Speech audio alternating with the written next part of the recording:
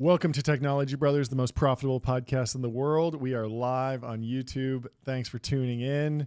You can check us out. We're going to try and be on around 11. It is 10 till noon, but we're talking about a bunch of different stories, breaking down what's going on in tech, moving on from DeepSeek. We did back-to-back deep dives. I think we crushed it. DeepSeek's over. It's over. It's over. The silence from the victory. All In podcast has been deafening. They still haven't released a statement on it. Or They're a political talk show. True. So it's not kind of out of their pretty wheelhouse. niche to, Yep. David will have to deal with it within the admin, figure out the right response. But it's not appropriate for the pod. Yeah, absolutely. Makes sense. Well, the top story today is Elon Musk is exploring blockchain use in the U.S. government efficiency effort. Conversations said to be held with multiple public blockchains. The technology may be used to track government spending. And this is very funny. It almost reads like a hit piece, like it was planted, because like the idea of like, oh, we're going to solve the government's problems with crypto is like such a meme. But it does seem like there's some truth to this, but it's also unclear. interesting. It's also interesting because the biggest criticism of the World Economic Forum has been their historical push for central bank digital currencies. Yeah. And in many ways, bringing the government on chain and having all of this stuff take place on the blockchain is what a lot of people were always afraid of. Now, this is different because presumably we just use stable coins. Yeah. There's some stuff here that does actually make sense, but at the same time, for a naive reader, you can be like, wait, the guy who is promoting Dogecoin wants to use that for Doge, and it's this meme coin. It sounds very unserious, and I think that's kind of the angle of this article, but let's read through some of this. So Musk, who leads the Doge effort, has mused to close allies about the idea of using a digital ledger as a way to squeeze costs out of the government, said one of the people who asked for anonymity because the discussions hadn't been made public. There's been talk of using a blockchain to track federal spending, secure data, make payments, and even manage buildings, the people said. People affiliated with Doge. Yeah. One thing that's interesting, every mainstream media reporter, journalist is hammering everybody within the inner circle of Doge, within the outer circle of Doge, within the outer. I get multiple messages a day being like, hey, do you know what's going on in this? I just got off a call with a reporter who was like asking me, oh, what's going on? Do you know anything? And the funny thing is, and almost everybody within Doge has a deep mistrust of mainstream media. And so nobody wants to talk. No. But there's enough people involved that the story is just coming out. But it comes out in the form of people saying Elon was musing about this, and then that ends up being it's like, what does that actually mean? Like, you could muse about anything. It's very silly, but the talks have a certain intuitive logic, given that the name of Musk's department is a cheeky reference to a cryptocurrency, Dogecoin, that lives on the blockchain. President Donald Trump has also been quickly putting in place cryptocurrency-friendly policies. On Thursday, he signed an executive order establishing a working group on digital assets that includes key members of his administration. So people are talking about, I think within the crypto community, the number one thing people want is, just clarity around regulation, like what is legal, what's not, instead of this gray area. And then maybe Bitcoin National Reserve is big, and then maybe clarity around and then the betting markets or the other big one is around the tax treatment of cryptocurrency gains. Eric Trump came out and was saying we're going to have no capital gains on American crypto, which you said, I think this was on point, that if you want to encourage the reshoring of the cryptocurrency industry, which is, I do believe, in the long-term benefit of the United States. We've been the home of global finance in many ways for such a long time. We don't want to have crypto come along and have it be in Singapore and Dubai and all these other places. Like, the more that money is here, the more it will, and the talent and the actual companies and stuff, and they're easier to regulate. Like, Silicon Valley for a long time was like so dogmatic about, you can't even build a startup outside of San Francisco. Like, people wouldn't fund you. Being outside of America was completely off the table. It was like San Francisco or maybe New York, and then Miami got in the conversation, Austin got in the conversation, LA was taken semi-seriously, but really it was like, you need to be in a major American metro with a serious university. But even it took Snapchat and Honey for people to... It took a long time. And nobody wanted to... Like, the insider SFVCs would tell you, I want to invest in your company, but you have to move to SF. Exactly. And then once crypto started getting so attacked by the federal government, all of a sudden it became, oh, sure, you're in Singapore. Like, that's a reasonable thing to do. which would never hold for any other company. Yeah, and a lot of the major conferences were not in the U.S. Yeah. Right? And so, while I think like, having this weird capital gains treatment where a stock would be taxed but a crypto wouldn't, probably makes no sense to have different classes there. If you can have kind of a one-time incentive for people to reshore, and then eventually the industry will be so built up, we won't be talking about, oh, this startup just went from 0 to $1 billion really quickly. It'll be like, no, there's like a Visa, a MasterCard, a Goldman Sachs of crypto. They're all here. They have thousands of employees. They're established. They're not going anywhere. And so, you can bring the taxes back up. Yeah, which is probably what would happen. But let's go back to Elon. He says DOGE is charged with modernizing federal technology and software to maximize government efficiency and productivity. Trump has said the group will work with the White House Office of Management and Budget. It's kind of like the federal government's HR arm, to identify spending cuts. Longhouse division.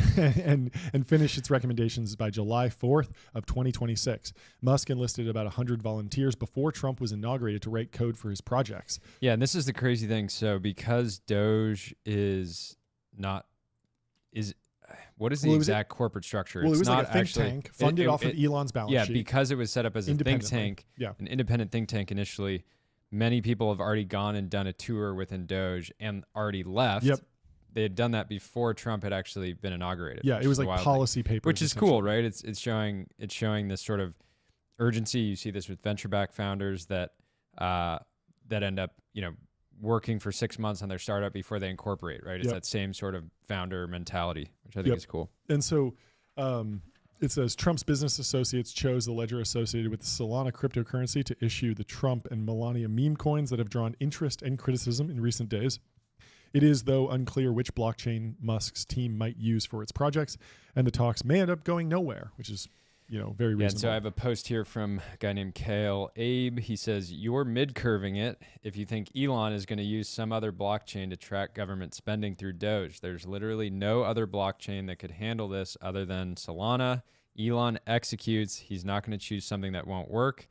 At the time, whenever this was screenshotted, it only had 5 likes. Yeah, I just searched for it specifically. I don't think the community has spoken on it yet, but Solana is, would be one of the top choices if they weren't going to build their own blockchain. Yeah, right? exactly. Which is another. So they could also you could also fork it. Exactly. But either way, the Trump and Melania meme coins are the meme coins that were launched out of the White House in many ways. Those being on Solana was a huge win for Solana in general, which has obviously benefited from many of the products that are purely speculative, as well as products that have consumer use cases have been on Solana just because of the speed and then liquidity that's on the chain. Yeah. And so the article continues, the idea of using blockchain for large-scale projects isn't new, although applying one to an enterprise as large as the U.S. government remains an untested concept. Years ago, during the Web3 boom, a slew of large companies such as retailer Walmart launched blockchain efforts. Most of these projects use private blockchains that didn't make transactions publicly viewable. And so there's always been this question of, like, if you have a private blockchain, like, why not just use a database? Like, Walmart has full control over their database. They just log all the transactions. Like, what is the blockchain really doing? And there is a question here of just like, maybe instead of having this cycle of there's the federal budget that goes out, money gets spent, and then basically journalists need to issue Freedom of Information Act requests to get data months later. It needs to be redacted. It's like, well, maybe you could just have a real-time dashboard. That doesn't need to be crypto driven. It can be just a database that's open and you can query it. Yeah, there's some argument for it to be completely transparent, because if you are a taxpayer, your money is going towards a lot of these efforts, right? Even if it's just tiny fractions. And so there really is a clear argument to say, this taxpayers should have full visibility into how their money is being spent, right? Outside of like black ops, government programs, things like that. On the flip side, like, it could be like it's like building in public. All of a sudden, like your adversaries know exactly how much you're spending, and they can say, oh, okay, the US is spending X dollars on education. If we just spend a little bit more per capita, we can like compound and like beat them basically, or something like that. It is a theory. Just like, if you know your competitors' margins, you can often squeeze them by dropping your price to the point where they make no margin, and you make a little bit, and you make a little bit, and then over time you put them out of business, and then you have a monopoly. Yep. And so there are risks to like open source accounting effectively. Sam Hammond, one thing that's interesting, oftentimes budgets get set, so money is allocated, and then it doesn't actually get spent. We saw this in the LA fires. Like last year, there was, I think this came out earlier this month, but there was something like $1 billion allocated by LA County to fight homelessness, and they only ever spent like $500 million, which is kind of a bit like, everybody I think now generally wants less government spending, but if we thought it was right to allocate the money, like homelessness is still a big issue here, right? If you look outside, I'm sure we could see, and so the fact that they allocated it and didn't spend it is also bad, because like, okay, then why did you ask for this budget in the first place? You knew that it was going to need to be spent in this period. So. And so Sam Hammond, the chief economist at the Foundation for American Innovation, that's FAI. I've been to a bunch of their events. We met. I got to meet Sam at Heroicon. Oh yeah. He said that an internal government blockchain could be used to track spending, documents, and contracts in a way that's fully secure and transparent. But the question of whether you really need a blockchain to do that, since conventional databases can be used in a similar way and with fewer downsides. But you can't speculate on a database. It's much harder. Exactly. You could make a poly market that was based on will the Department of Health spend their full budget for the year if it was public. Like you literally can in speculate on the profits of the federal government in the form of bonds. It's just very boring, and you only earn 3%. I want to be able to do it. I want to do a 10-leg parlay on the government spending. I mean, that's basically just like some sort of like crazy levered ladder on like how the bond spreads will trade over the next few years. Like you can hedge funds figured it out. Oh yeah, you can get crazy beta in your bond portfolio if you work hard enough. So public blockchains like Bitcoin and Solana come with their own problems, given that such ledgers are governed by decentralized networks of computers. So who owns the voting blocks all of a sudden? Is it 100% centralized, controlled by the government? Well, then what's the point of the decentralized? It also opens up some crazy attack vectors. So North Korea's government has put in a big effort. They have a lot, like they have effectively kingdom level efforts to hack various blockchains. Like if you're in the cryptocurrency industry, everybody has examples where they interviewed somebody and their resume made no sense, and they like crushed the coding screen, but then like if you actually ask them about it, they can't really answer. And so North Korea has been will try to get people in to these organizations to then hack them. And they have other efforts. And so if you can imagine, if the U.S. government just had $1 billion in a wallet on Solana, like try like $1 trillion. Like, it does open up. The North Korea is going to be going, like, all we have to do is get this attack. We have to just get this one. Let's build a massive data center just to attack this thing. So one issue with the government using a public blockchain is that they would have no control over the entities. So whoever owns the tokens would be able to change the database potentially. I think that loss of control would be a problem for governments, but some bigger institutions have started using public blockchains for business purposes in recent years. And this was something I hadn't heard. BlackRock, for example, has issued a money market fund on the ledgers of a few different cryptocurrencies. And the California Department of Motor Vehicles has digitized millions of car titles on the Avalanche blockchain. I had no idea. That's wild. And you don't hear much about Avalanche anymore, just because the narrative is so dominated by Solana. At least because meme coins are sort of the dominant meta. But that's like it's funny because like Avalanche for sure in their seed deck was saying, hey, we're gonna actually get the DMV to digitize titles or whatever. And unfortunately, that's way less profitable than just like having a casino, meme coin casino, right? And that's why Solana probably trades at 20x, I would imagine. Probably like Avalanche, maybe 2000. I don't know. Yeah. Yeah. There was like that. Do you remember the Solunavax meme? It was like Solana, Luna, which was like the Terra Luna thing, and then AVAX, which is Avalanche. And it was like this big movement of like, let's move past Ethereum and get onto like these higher performance, high speed cryptocurrency chains. And Solana really emerged as like the power law winner very clearly. But they closed by saying, if Doge pursued the technology, it would likely dwarf any government project seen in the US to date.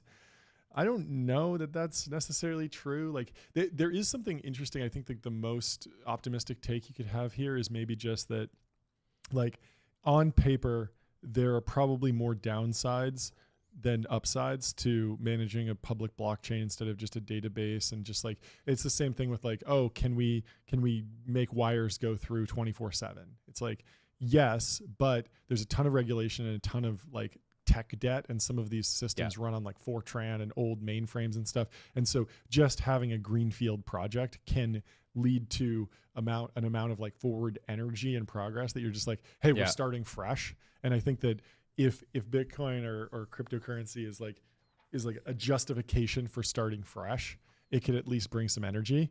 But overall, I am not very bullish on blockchain use in the US government. I don't necessarily think it's necessary.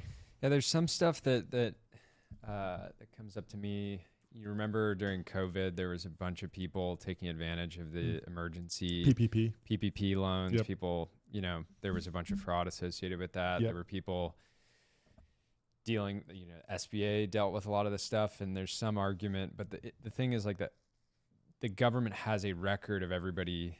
They have strong records of where all the money was sent anyways. And so does it just introduce more chaos if the average person can just start saying, hey, why did this person get 200K? Why did this person get 50K? And like, what, we actually just need stuff's, it's public. And people dug through it and found like one of them was like Ford Raptor LLC. And it's like a guy who like clearly set up an LLC just to buy a Ford Raptor for himself. With the PPP money. With the PPP money. And there was a lot of that. And there's really like very little accountability. And again, that's the same thing as like a database does. Like I would actually love to have a follow-up to this piece like tomorrow if somebody can say, here's the definitive argument for why the US government should run its financial operations on chain. Yep. And I would totally give that an hour to like actually hear out the case. But these sort of hearsay articles from the mainstream media that are just looking for clicks don't really... it does seem like this was driven by... There's a lot changing in the government.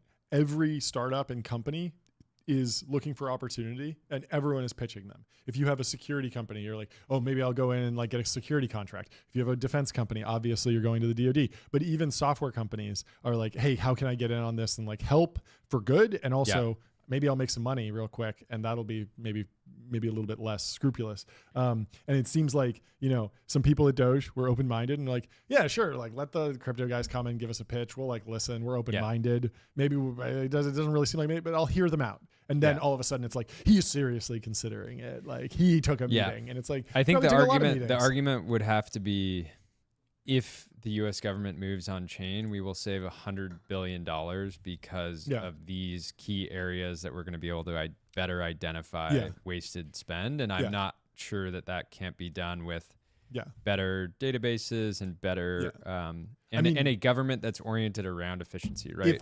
If every line in this article is replaced with Elon is considering using Databricks and AWS to comb through non-story. It doesn't get printed, even though that could be something that actually happened in reality. And it's just not a story.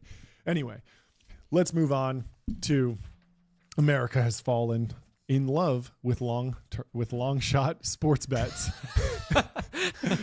Damn, you really took us on a journey. On that headline. So there's a deep dive. Scared me for a second. America has fallen. We've been in the studio all morning. What happened? America has fallen in love with long shot sports bets. There's a great deep dive in the Wall Street Journal, all about parlays, the tough to win multi-part wagers with tantalizing payouts. They're bringing in casual and newbie gamblers, and betting companies are making a killing.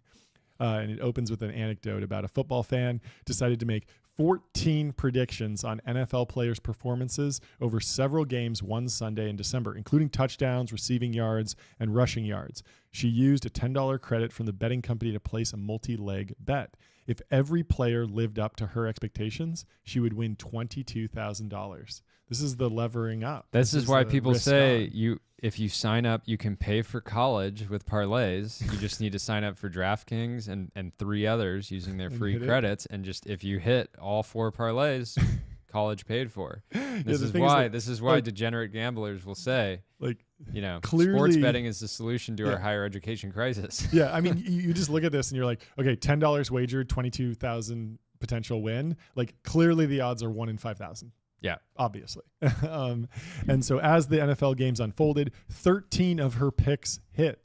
Only one player stood between her and the cash. Los Angeles Rams wide receiver Cooper Kupp, who needed 70 more receiving yards. He got 17 and she lost it all. Getting so close, it's a little heartbreaking, she said. Call it the new American lottery ticket, exciting for potential big jackpots, but with painfully slim chances to win. America's biggest gambling companies, however, are making a killing. The multi-leg bets called parlays deliver a bigger cut of money to sportsbooks after paying out winners than single bets. Of course, because it's very hard to calculate what are the actual odds here. And so you go to the roulette table, it's very clear that your odds of winning are like 49%. Well, yeah, and 48%. Any one of the bets is that somebody's making is believable by itself. Yeah. But there's so much randomness that collectively, again, it's 1 in 5,000. Drives down the odds. And so sports betting companies are raking in cash in one of the busiest times of the year, the lead up to the Super Bowl. Flashy ads highlight special offers for bonus bets on parlays and other offers for newbies. Parlays accounted for 27% of the money wagered on all sports bet last year through October in Illinois, New Jersey, and Colorado, states in which gambling regulators report data by bet type. That's cool. That's up from 22% of all sports bets in 2021. These multi-leg bets delivered about 56% of sports betting revenue. 27% of the bets are delivering over half their revenue. A quarter of the bets delivering half the revenue. Yep.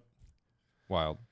Multi-leg bets are so lucrative that FanDuel parent company Flutter Entertainment recently increased its expectation for total online gambling revenues in the U.S. to $63 billion by 2030, up from its estimate of $40 billion 2 years ago. There's some statistic, I don't actually know what it is, but it says something like for every $1 put into the sports market, it's like sports betting is like $3 that wasn't invested. Like it's some because you're just like drained. Yeah. It's just like should actually pull up the actual it's a wealth transfer. It's you don't want to bet against the casino. You want to invest in the casino. Yeah. Like, the real alpha here is like, hey, who's making the money? Okay.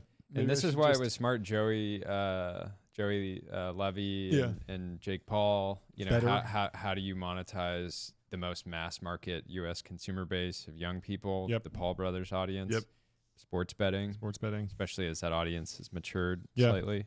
Companies and their media partners are pouring money into advertising the bets, and they're engaging celebrities from Charles Barkley to Kevin Hart and armies of smaller influencers to put together parlays that bettors can latch onto, all while hyping games to attract viewers. Old school gamblers prefer traditional wagers, such as single bets on who will win a game. Think of parlays as a ripoff. Some call them sucker bets because their long odds make it nearly impossible to regularly win money. But fans of parlays say that while the wagers are true long shots, the appeal of winning 5 figures from $5 is too strong to pass up. And I completely agree with that. Like if you put $5, you're going to watch a game and it's probably going to be free because it's just on TV. If you put $10 in and there's this like thing in the back of your mind, like, oh, I could win $20,000 or whatever. It's way more entertaining. It's way more entertaining, and that's the equivalent of like a movie ticket. So I've never placed a sports bet on an app. Me either. And every now and then, if it's like great that if we're it's like the commenting Super Bowl, geopolitical experts, sports betting experts, efficiency experts, sports betting experts. Get ready. We're almost ready to be VCs. Yeah, 100%. But so every now and then, like watching the Super Bowl, I'll tell a buddy like, okay, like I'll bet you $50 or $100 that team. I don't know anything about it. I'm like, I'm so bored. I'm bored out of my mind. I got to watch the Super Bowl. Yeah. I may as well put some money on the line, but I've never really understood the appeal. But one thing I've noticed specifically from watching, because UFC is the only sport that I sort of follow relatively closely outside of F1. Yep. And man, people are so savage to the actual fighters because UFC is this sort of very linear night, right? So you have the early prelims, the prelims, and then the actual the title fight and the full card. And so oftentimes people will do like a 10-leg parlay because they just get to watch throughout the night. And let's say like in one of the prelim fights, the favorite doesn't win.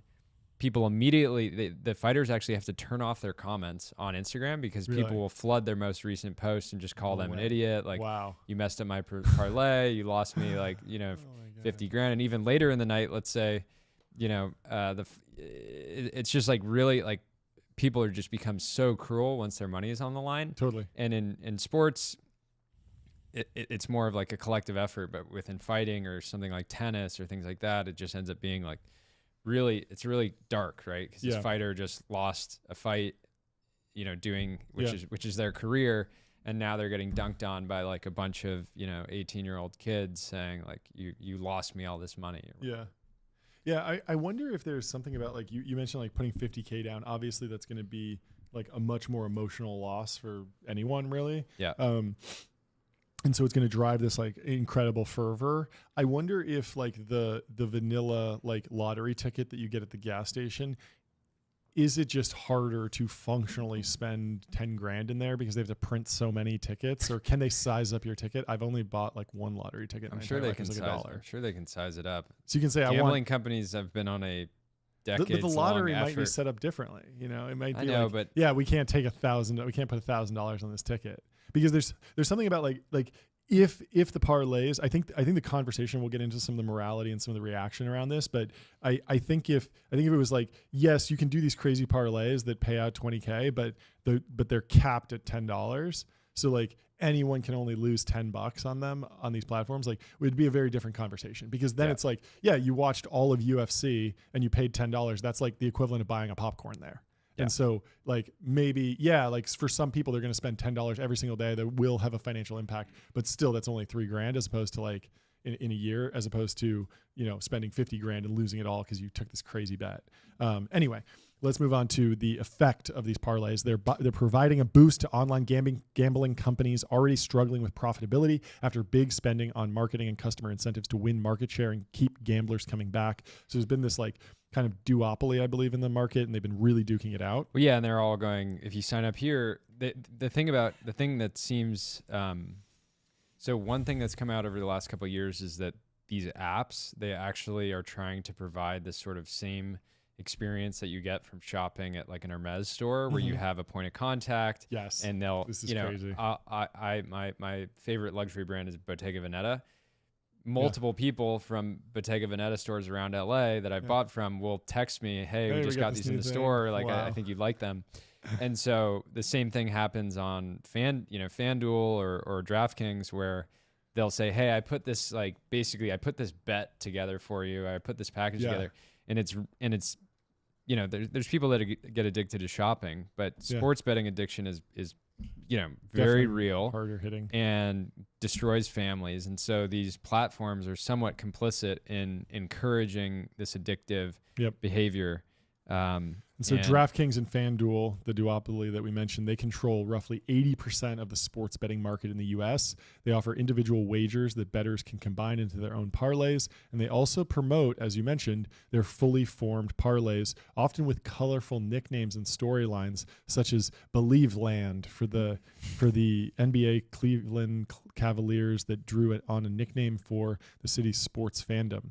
For the Christmas Day game between the Kansas City Chiefs and the Pittsburgh Steelers, DraftKings offered a 6-pack parlay involving 5 players, including quarterback Patrick Mahomes' passing yards, tight end Travis Kelce's receiving yards, and a bet that the Chiefs would win. The sportsbook offered odds in the parlay dubbed Merry Chiefsmas that amounted to a 7.7% chance of winning, paying $13 on a $1 bet. Can you imagine being a player? You're just trying to play the game, and then somebody tells you, oh, by the way, there's $5 million with you riding on getting more than 30 yards. Like, and if you don't do it, you're going to get a bunch of hate messages and comments from people that that just aren't treating you like a human. They're just treating you as their little bet piggy. And that's exactly what happened. It said Mary Chiefsmith was a loser after one leg that Isaiah Pacheco would log 25 or more rushing yards failed to come true.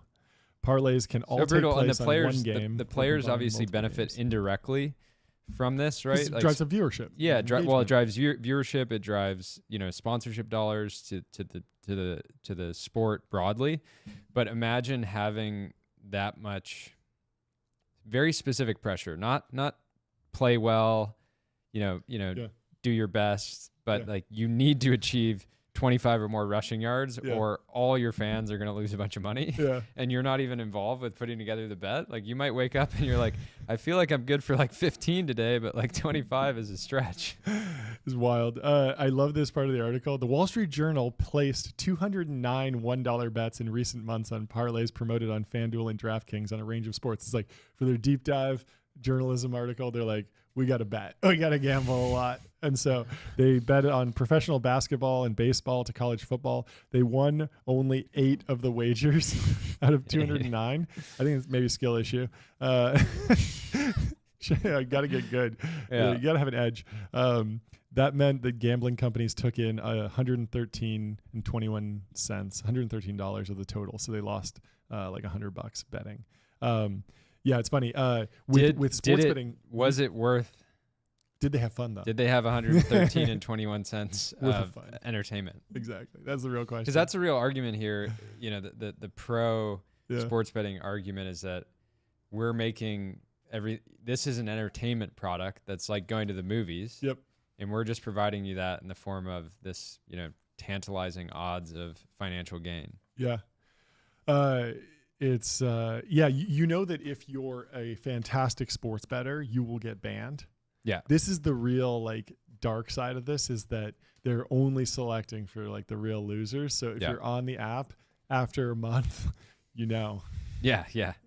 If you think you're good, but you can still log into your account, like you're not. Yeah. If your DraftKings app is still working after a month, work on yourself, King. Yeah, focus on yourself. Sure. Focus on yourself.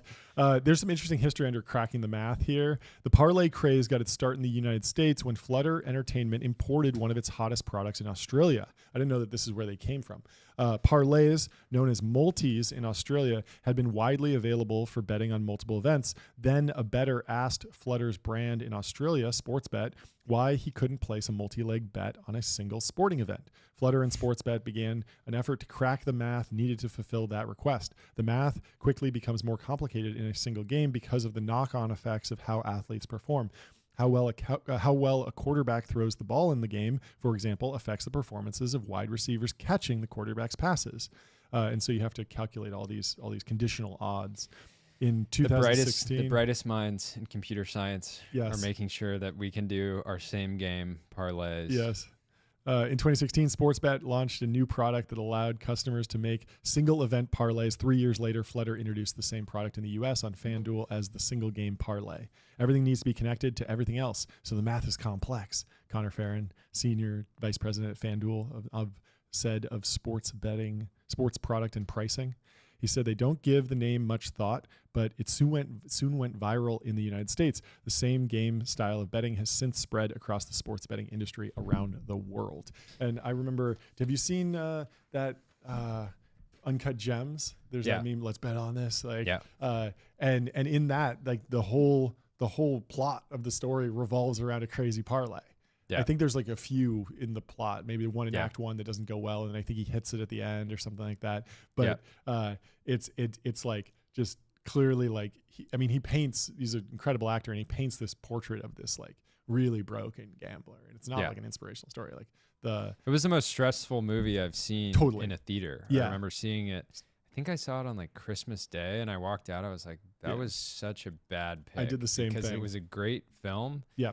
Because it was so engaging, but it was a terrible for that moment. I mean, so the Safdie brothers, the funny thing is that they have another movie with Robert Pattinson Ben's talking about it. I forget what that one's called, but it's even more like gut wrenching because it's just like a much darker story. And so I was kind of prepped, and so I came out of Uncut Gems being like, that was rough, but like at least it was like a little bit funnier and a little bit more entertaining than the last one, which was awful.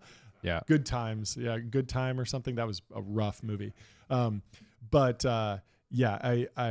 think a lot of people that saw Uncut Gems, hopefully they got the message that like this is a very dark and rough world, and it should be avoided unless you're like at a bachelor party with your bros and like you want to throw $5 in or something. Like I mean Joey Levy. I don't actually. Sorry, Joey. Love you. He had been working on this micro betting product for years that I believe DraftKings purchased. But it was one of the first products to allow like real-time betting on specific plays. Because a lot of this stuff they decide ahead of the game. And then maybe they adjust the odds throughout. But this is saying, will the quarterback throw a 20-yard pass this next play? Right. So that's like you could theoretically be placing hundreds of bets in a single game, reacting to how the game's unfolding. So I can believe the I'm glad I'm addicted to angel investing and not sports betting because it's less addictive, because it just takes like 5 years to play out. You're sort of like waiting.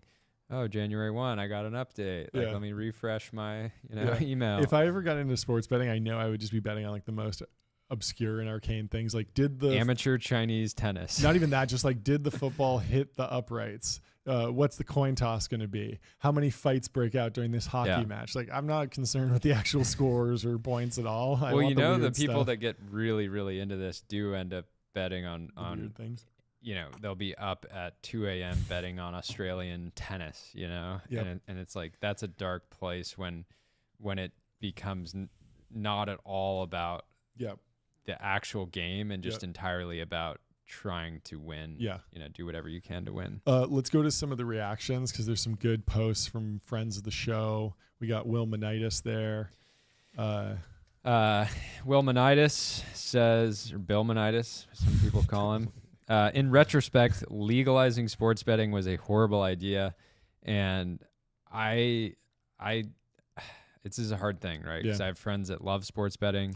I have friends that have built products in this space. It's certainly libertarian and like land of the free. Like Ross people do what they want. Ulbricht would love sports betting. He didn't really get to participate in the rise, but Will had another post. I didn't print it out, but he had said something like, you can always track when a state's because all of the sports betting was made like the purview of the states by the Supreme Court in 2018, and so it was up to states whether or not they want to legalize it. And so state by state there has been regulation to legalize sports betting, and he was saying that it's like a very bad sign for the economic future of a state if they legalize sports betting, because it's kind of like we're out of ideas for ways to generate revenue. We used to make cars here, but we can't do that anymore. So we're just going to do sports betting. No, I think the thing about one of the argument to legalize sports betting for states is this is happening via bookies and Venmo and Zelle, and we're not getting any of that tax revenue. It's already happening. Let's do it. But then it clearly grows the market. Then it starts, then it grows the market. Then it's being advertised to children, and it ends up going to a dark place. Liquidity says there's absolutely no good reason why sports betting or online gaming is still illegal in many states when you've got teenagers freely speculating on highly volatile stocks and options on their phones.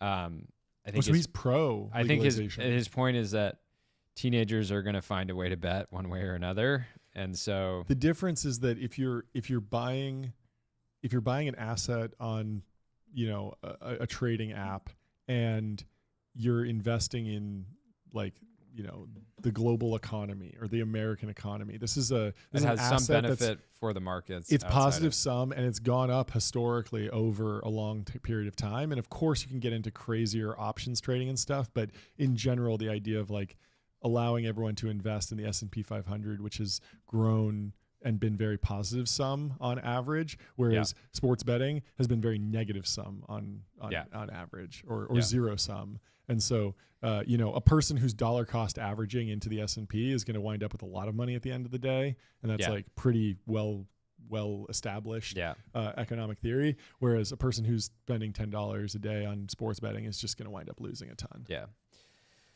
Pomp here says, America has become a gambling society. 0-day options, meme coins, sports betting. Everyone takes more risk when the currency is being destroyed. So this definitely resonated, especially with the Bitcoin crowd, I imagine. But yeah, cash is trash. Sitting in your account, not doing much. Why not put it on a 20-leg parlay?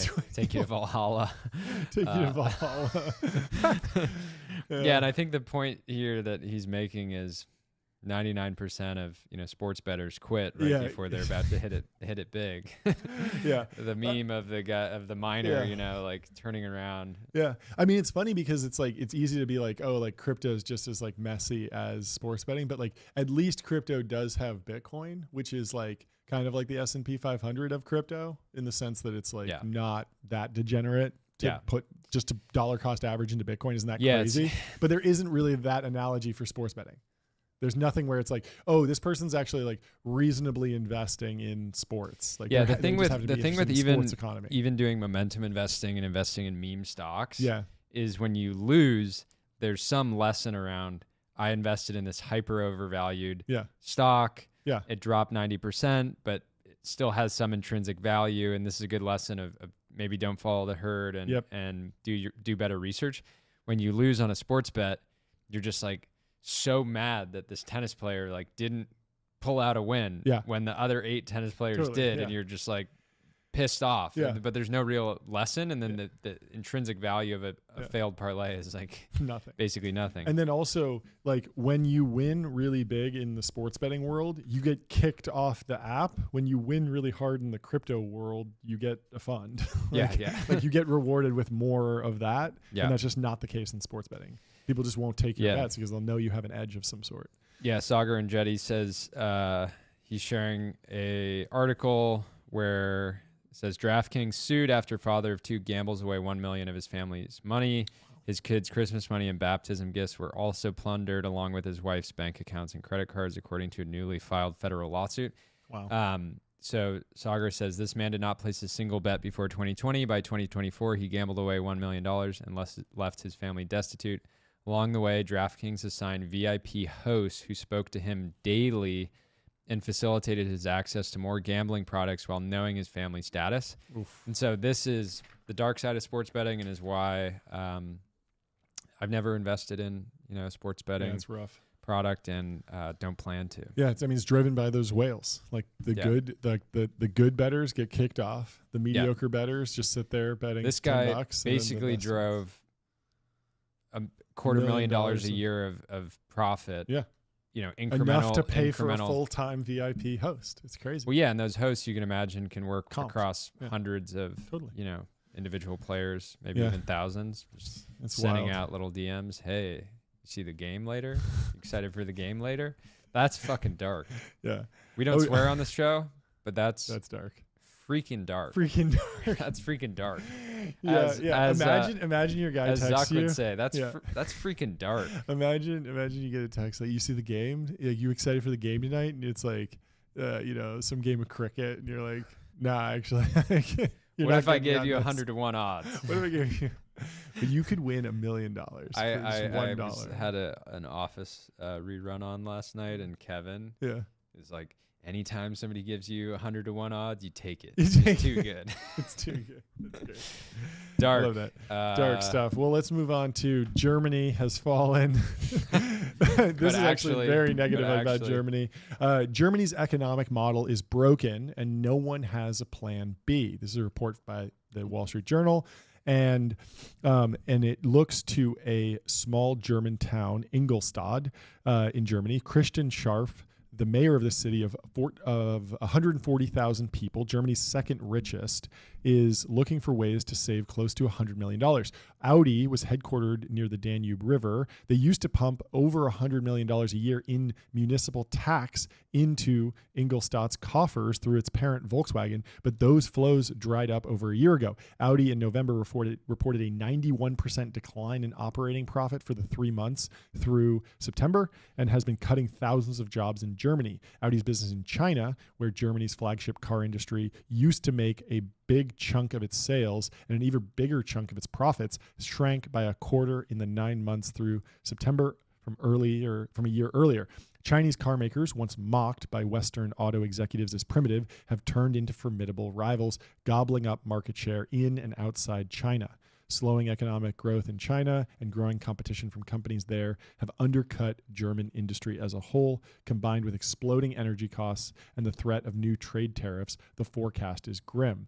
And so gross domestic product has roughly flatlined since 2019, and so Germany is no longer growing. America has typically been a relief valve because we buy a lot of German products, but Trump is now threatening to disrupt global trade with a slew of tariffs that would raise barriers in the U.S., Germany's biggest export market.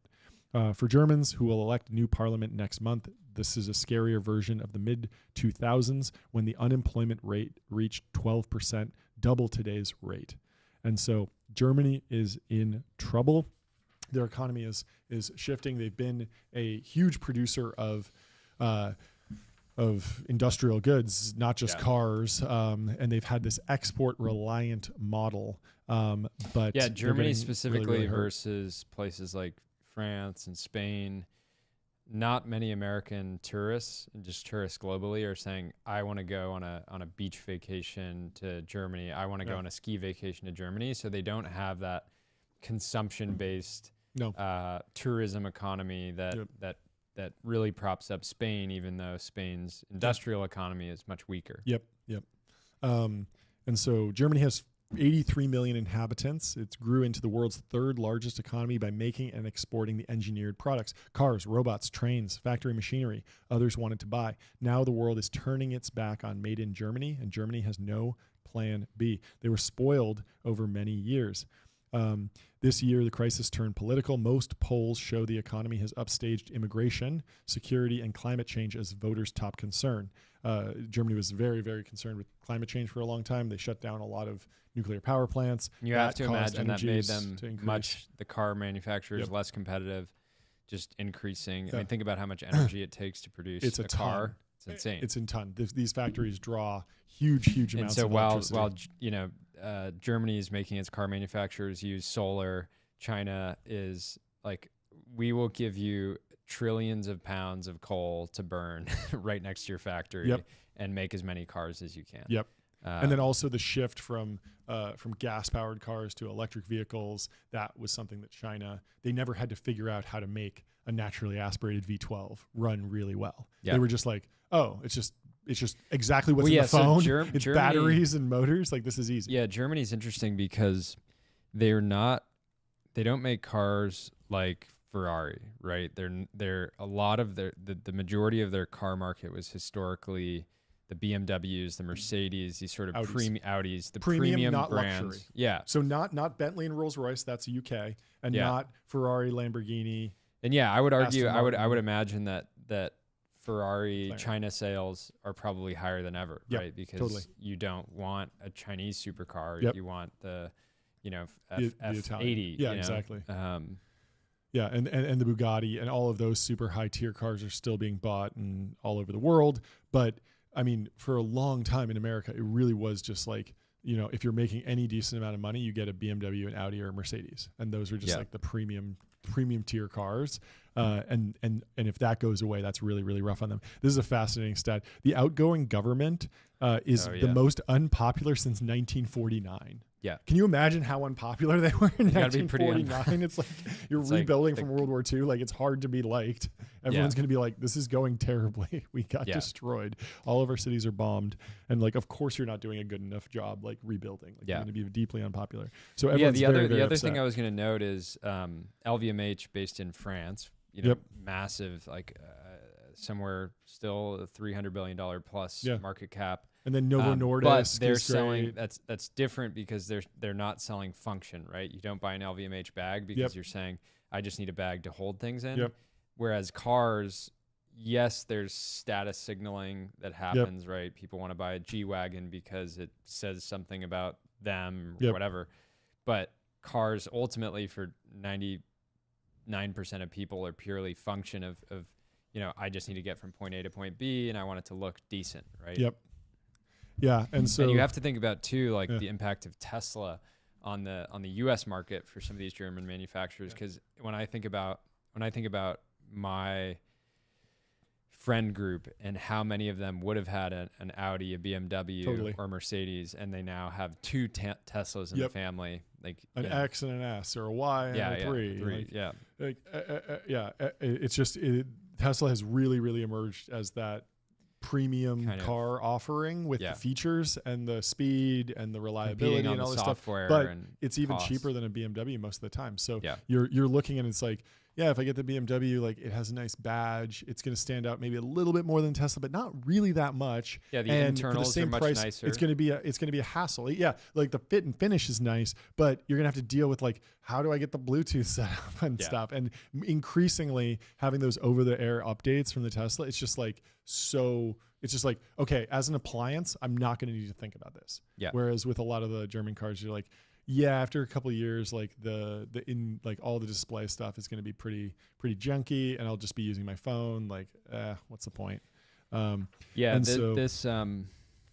the Jens Sudicum, economist and professor at one of their universities, says, I see no serious initiative to try and develop a new economic model. So they just don't have any ideas.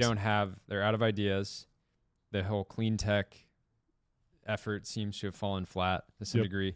And the result is that Germany's industrial output has fallen by 15% since 2018. And the total number of people employed in the manufacturing sector is down 3%. So that's just having your output fall by 15% is just devastating for most industries. So I don't think this article almost understates it. I mean that's why wreckage, that's why 90% of their operating profit is evaporated. Yeah, I mean the wreckage from this is insane. Like, say you can't simply replace a company with 40,000 employees because Audi pulled out. Audi declined to comment, and then they're interviewing like local businesses. So the Block Hotel said revenues declined by 10% since 2019 as conventions dried up. Room rates are down 15%. There's a master carpenter with 16 employees, probably just doing like woodworking, odd jobs for like, somebody moves in, they need their house changed or they need to build something. Their order books are shrinking and inexperienced carpenters are finding it harder to work. In the medieval city center, which is kind of crazy, must be really beautiful. Restaurateurs complain of being squeezed after Audi canceled Christmas dinners. So like, the corporation's not there. A lot of those like big corporate parties are just high margin, expensive things. Local another businesses. stat here, manufacturers in Germany's metal and electrical industry could lay off as many as 300,000 workers over the next 5 years, which is just like, imagine where do you go? Your output is shrinking. 300,000 people that presumably are, fairly highly skilled now are just, where do they go? Right?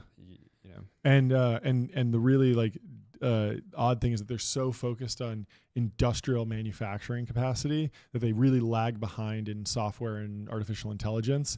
R&D investment is 3.1% of GDP.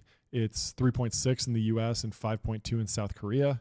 And they've underinvested for decades with a depleted transportation infrastructure, including trains that no longer run on time and a military that is a shadow of what it was during the Cold War. In May, the business-affiliated IW Economic Institute and the trade union-owned IMK think tank estimated Germany would need $600 billion in spending over the next 10 years to offset the investment gap. And so, they could compete, but they're fighting. They've been fighting with one arm tied behind their back because they're not lowering energy costs or raw material costs because they're playing the ESG game while China is not. Yeah. And so there's no reason why they couldn't have cheaper energy if they built a ton of nuclear power plants. Isn't in the same way. Yeah, Russia is in the same way, and they were super dependent on the gas pipeline, I believe. And that was like tariffed or turned off during the war. And so Instead, most politicians are defending the status quo. I think the top priority for Germany and Europe is to try and keep trade channels open as much as possible, which is possible. I mean, I wouldn't be surprised if the Trump tariffs are much less aggressive towards Germany. But it is funny. I've heard people going over to Germany and kind of like needling them for like, oh, like you guys really like ESG and cars. Like, why don't you like really celebrate Tesla here? And it's like, well, because that would destroy their economy if they did. Yeah. So they have to make this like weird roundabout argument that like Tesla is bad, but Mercedes and Audi and BMW are good. And it doesn't really align with like the ESG mindset that was dominant, but they got beat by the electric car market in America. And so it's just like, it's just such a mess. And so the mayor opened a 150-acre technology park south of the town site in a former refinery, hoping to seed a Bavarian Silicon Valley. The park's only significant tenants so far, Audi and Volkswagen's struggling software arm. The city council said in December it would no longer try to promote startups at a business center it owns, but instead concentrate on renting out the space. It blamed the city's strained finances on the decision. And so I think they're actually talking with a Chinese engineering company to build its German headquarters in Ingolstadt and bring XPeng, a Chinese EV manufacturer, to build a factory on the site of a former U.S. Army barracks. I mean, that's a vibe shift. That's just so dark. Yeah. And seems like a very short-term decision. But let's go to that Nathan... Nathan for you? No, I think it might be at the top. We need Nathan for you to travel to Berlin and come up with figure out how to revitalize the German economy. Yeah, I love that. Nathan Benash. Do you Nathan. Know Nathan. He's a good buddy of mine, but I can't pronounce his name because he's 12 hours Europe. And counting. Notary reads every single word of a Series A doc in Germany out loud in front of founders in person. Guys, we have GDP to grow here. Pure prehistoric madness. So this is for those that don't know, because this sounds so absurd, the financing regulations in Germany require financing docs to be read out loud to the founders by a notary. So like somebody who specializes in sort of execution of legal docs. But I mean, can you imagine this? Like in the US, like candidly, most founders get their Series A docs. Don't even read it. Don't read it. Trust their lawyer. Please look at it. The lawyer says, "Yeah, we did a diff. We did like a find and replace and made sure it looked roughly like our previous." Yeah, we have a couple red lines. Everybody just is like hitting. In fact, you know that the YC safe has a line at the top that says, Do not modify this. Yeah. And if this line is missing, if it's there, you can know that everything below is. So you don't even need to read it. Yeah. And that's how efficient we are. And then on top of that, you have companies like Party Round and companies like Carta and AngelList that have tried to make it even more aggressive and faster so that it's just one click, a text message. Like I've wired people money like over my phone, to make an investment just because it happens so fast and it lets the founders get back to building. And it's ridiculous that they have this, and it really resonated. Didn't that get like thousands of likes? 8,000. 8,000. Yeah. 2 million views. Put it on Banger Archive. Throw it up. Really depressing to see. And just dark. Like an obvious own goal. And there's another one from Amjad. Amjad showing a chart that says development of Germany's primary energy consumption 1990 to 2023, and their energy consumption is just dropping. Oof, and rough. He says Germany is deindustrializing and has a goal to become a third world country by 2030. Brutal. So, just really dark. I mean, can you show the... There we are. You can just see dropping off slowly, not what you want. I mean, energy production and consumption is like the goal for some of, like George Hotz was talking about this, how energy production per capita is the number one stat of progress. And when you look at 1970, where there's like this kink in the graph, that's the real problem. And once you get to more energy production, you just get like the innovation is all downstream of that. Like the flying cars produce more energy. All this, everything just requires more energy. And when you're getting diced, you require more energy. Exactly, right? Exactly. And so like and as we've said, it's underpriced to be diced. It is. Getting diced is massively still underpriced. Still underpriced. So very sad to see. Get it together, Germany. You're on notice. So the current outgoing government is the least popular government since 1949. Yep. You have to imagine that if they get a highly motivated leader, somebody like the Argentinian president, Yep. Milei, that you could, this is a highly skilled, highly educated, historically one of the sort of one of the industrial centers of the world. Yep. If they can fix their regulations, make it easier to raise money, make it easier to invest there. Like, imagine if you had an opportunity to invest in a German founder, and they're like, well, like, I'm gonna need you to come fly here to sign these docs or whatever. You'd probably just be like, no, I'm just like, I have so many other companies in the US that I can invest in. So anyways, sad. Let's turn around, Germany. Yeah. We've got some German blood. Let's get it together. Moritz, do your thing over there. Let's go to character AI. There's a story in the information. Before Google's $2.7 billion deal with AI startup, a stark warning on safety. AI safety alarm bells ringing once again. Late last summer, leaders at Character AI were worried. The company, which offers artificial intelligence chatbots that simulate conversations with Aristotle, Pikachu, and other historic and invented characters, was seeing a sharp slowdown in user growth. In September, messages to staff, which the information viewed, Character's interim CEO, Dominic Perella, said the slowdown was partly due to back-to-school season. Perella's acknowledgement underscored the fact that a significant portion of Character's audience is young adults and children, a reality that has posed growing legal problems for the company. Parents have sued the startup on 2 separate lawsuits, alleging that Character exposed their children to harmful content. One lawsuit accused the startup's chatbots of contributing to a teenager's suicide. In December, Texas Attorney General Ken Paxton announced an investigation into Character's safety and data practices for minors. In some cases, the chatbots have become popular with teenagers for romantic roleplay and simulating other intimate relationships.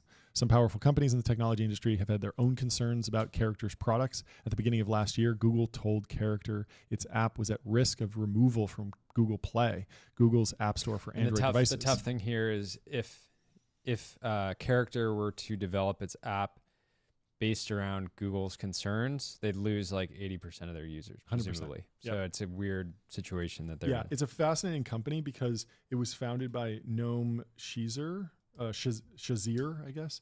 And he was one of the foundational researchers on the Transformer paper, I believe, at Google. He's widely regarded as like a world-class computer scientist and innovator in foundational artificial intelligence, and just kind of fell into this particular product market fit.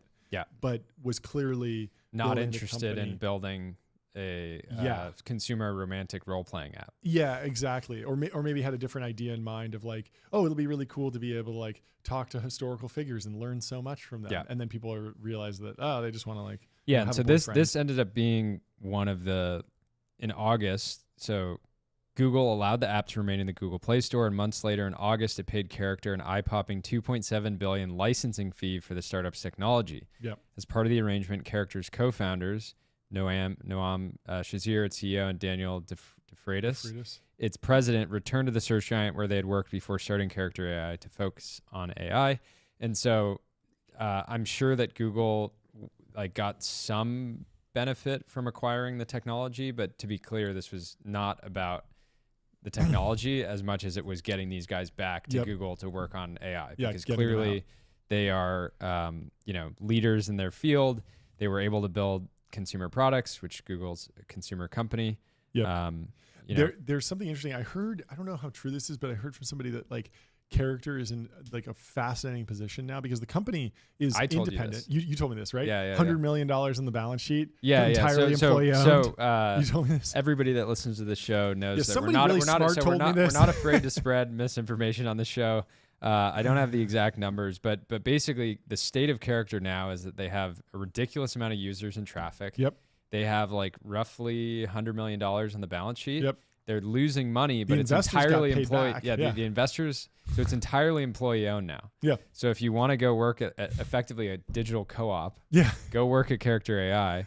You actually, it is a very fascinating place to work because you just have like a ridiculous volume of users to build products for. So I had a buddy who was interviewing over there. They were trying to recruit him in, and he was interested in it because he was going to be able to get Serious equity. And it's at this interesting transition point where they've like a lot of the foundational research in artificial intelligence has been done. We see that with the DeepSeek thing where like the models are very mature, very robust, certainly good enough to have a conversation with you as a romantic partner, or even if they just want to role play as George Washington, right? Like they're capable of that. They've passed the Turing test. Sure, they might not be able to like break some crazy math thing or like build a SaaS company from scratch, but in terms of just like talking, they're good enough. And so now it becomes a total consumer product game, and everyone's always worried about, oh, ChatGPT just updated this, they're going to destroy all like the PDF apps, or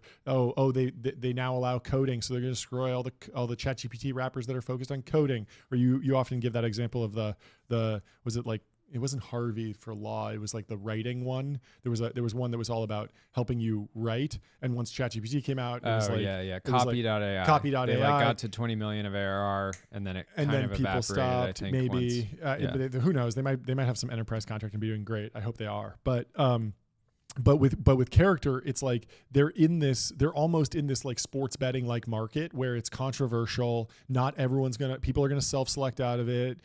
You know, does ChatGPT really want another like potential like negative, story about them? Maybe they will stay out of that voluntarily, even if they could build a better product. And so what you have is like, maybe this character AI company has found a niche that is deeply uncompetitive because it's controversial, and they're set up perfectly with the technology and the funding. And there's a whole narrative around character, like people talk about the male loneliness epidemic or the loneliness epidemic, and you might not like it, but digital companionship is one solution. It's a dark solution in many ways. It feels very Black Mirror-esque, but it is, it's like any other technology. Like there are good uses, there are bad uses. I'm sure there's people that are using character AI in really positive ways, just saying like, be David Goggins, tell me to wake up and run, and they get healthy, and it's awesome. But you don't really hear those stories. You hear more about this. This is actually a replica story, but in 2021, a 19-year-old man in the UK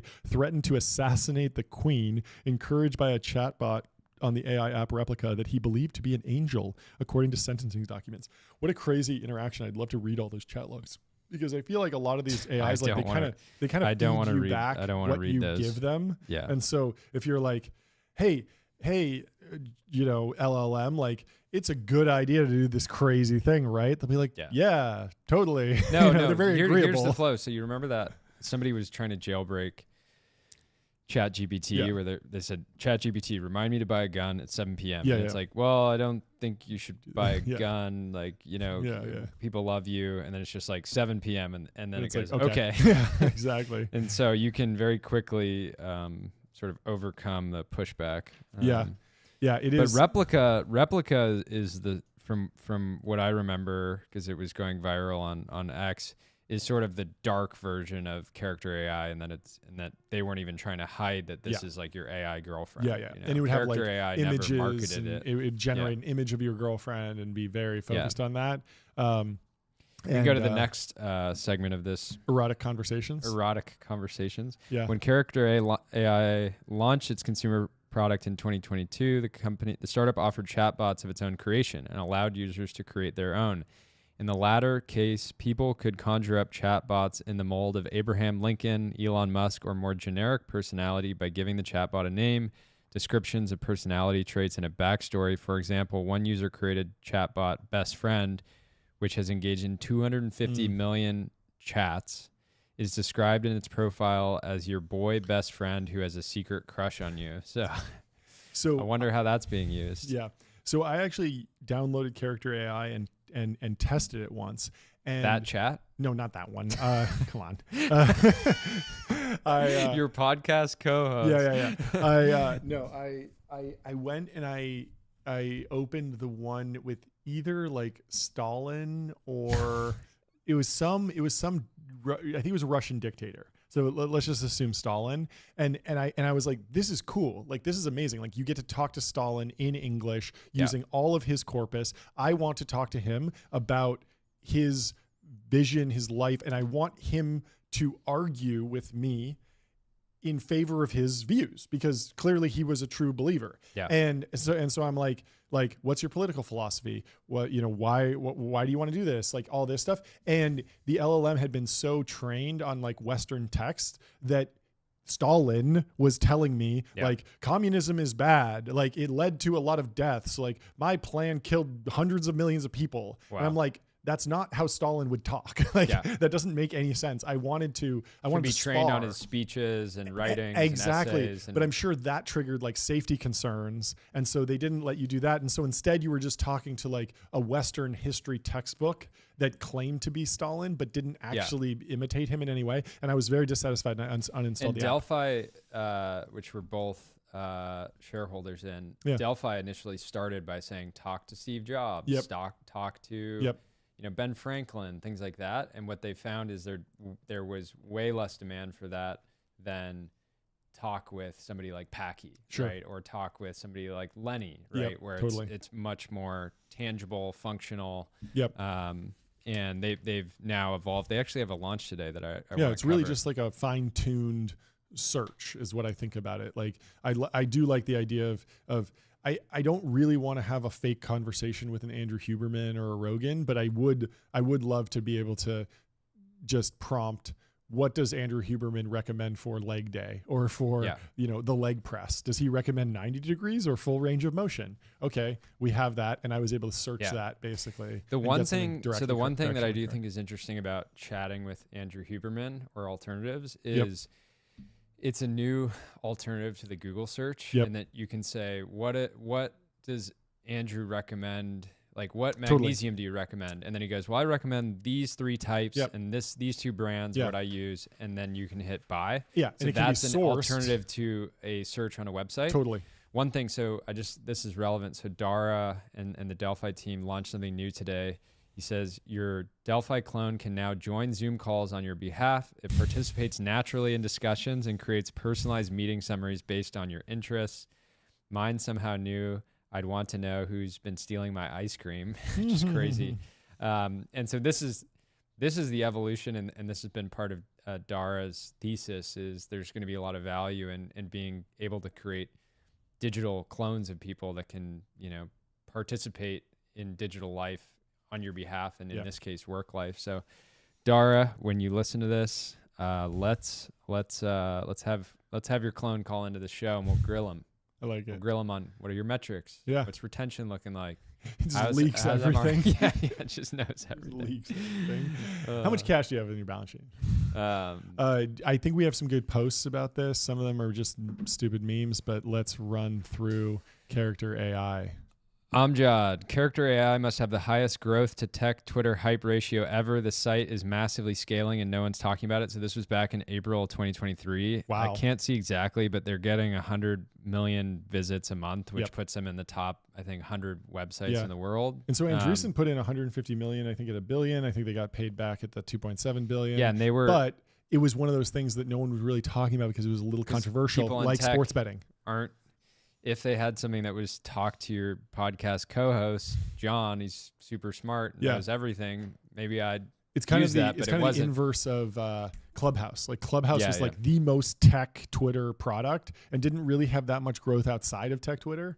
Allbirds, Cometeers, kind of in the same boat. Whereas like very popular within tech. They had so much demand that even with all the resources that they had, they repeatedly would have to put up something on the site that says you are now in line.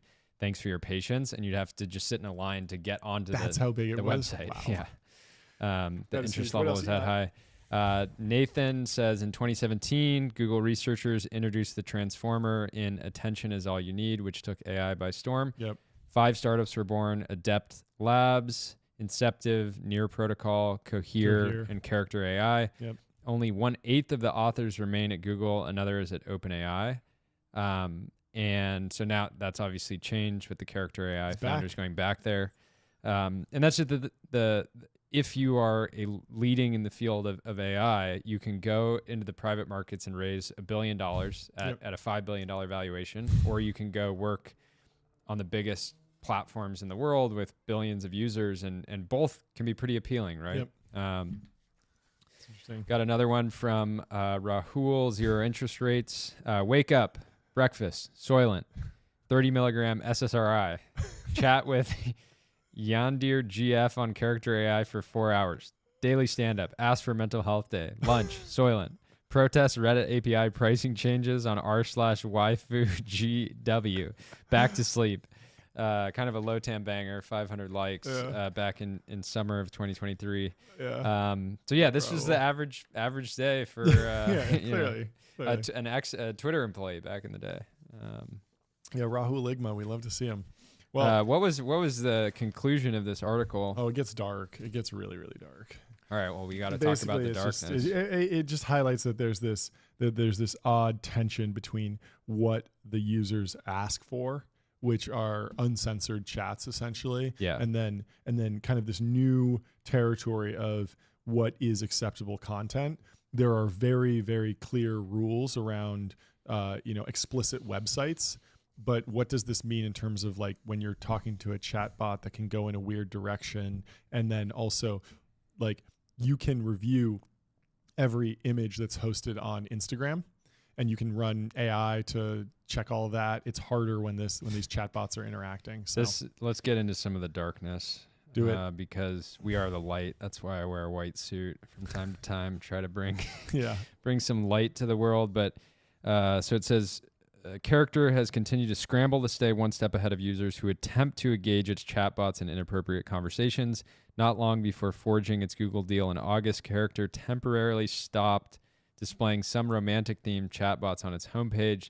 The fix didn't last long. By October, the platform had begun recommending sexually charged chatbots on the Character homepage to new users again. The information found. In January, Character prominently recommended the following chatbots to one newly created adult account. Grandma Vanessa, a character described as lonely with a profile photo of a voluptuous anime character. A chatbot called Girl You Rejected, and a chatbot called Adopted Older Sister. Oh my God. Which features the description, "We're not blood related, .. Super dark. Super dark, basically fully embracing pornography. Inside Character, employees have felt uneasy about the window chatbot conversation provided on users' darker impulses. So, weird position to be in where these employees are sitting on $100 million, hundreds of millions of users, and everybody's like, I didn't sign up to work on pornography.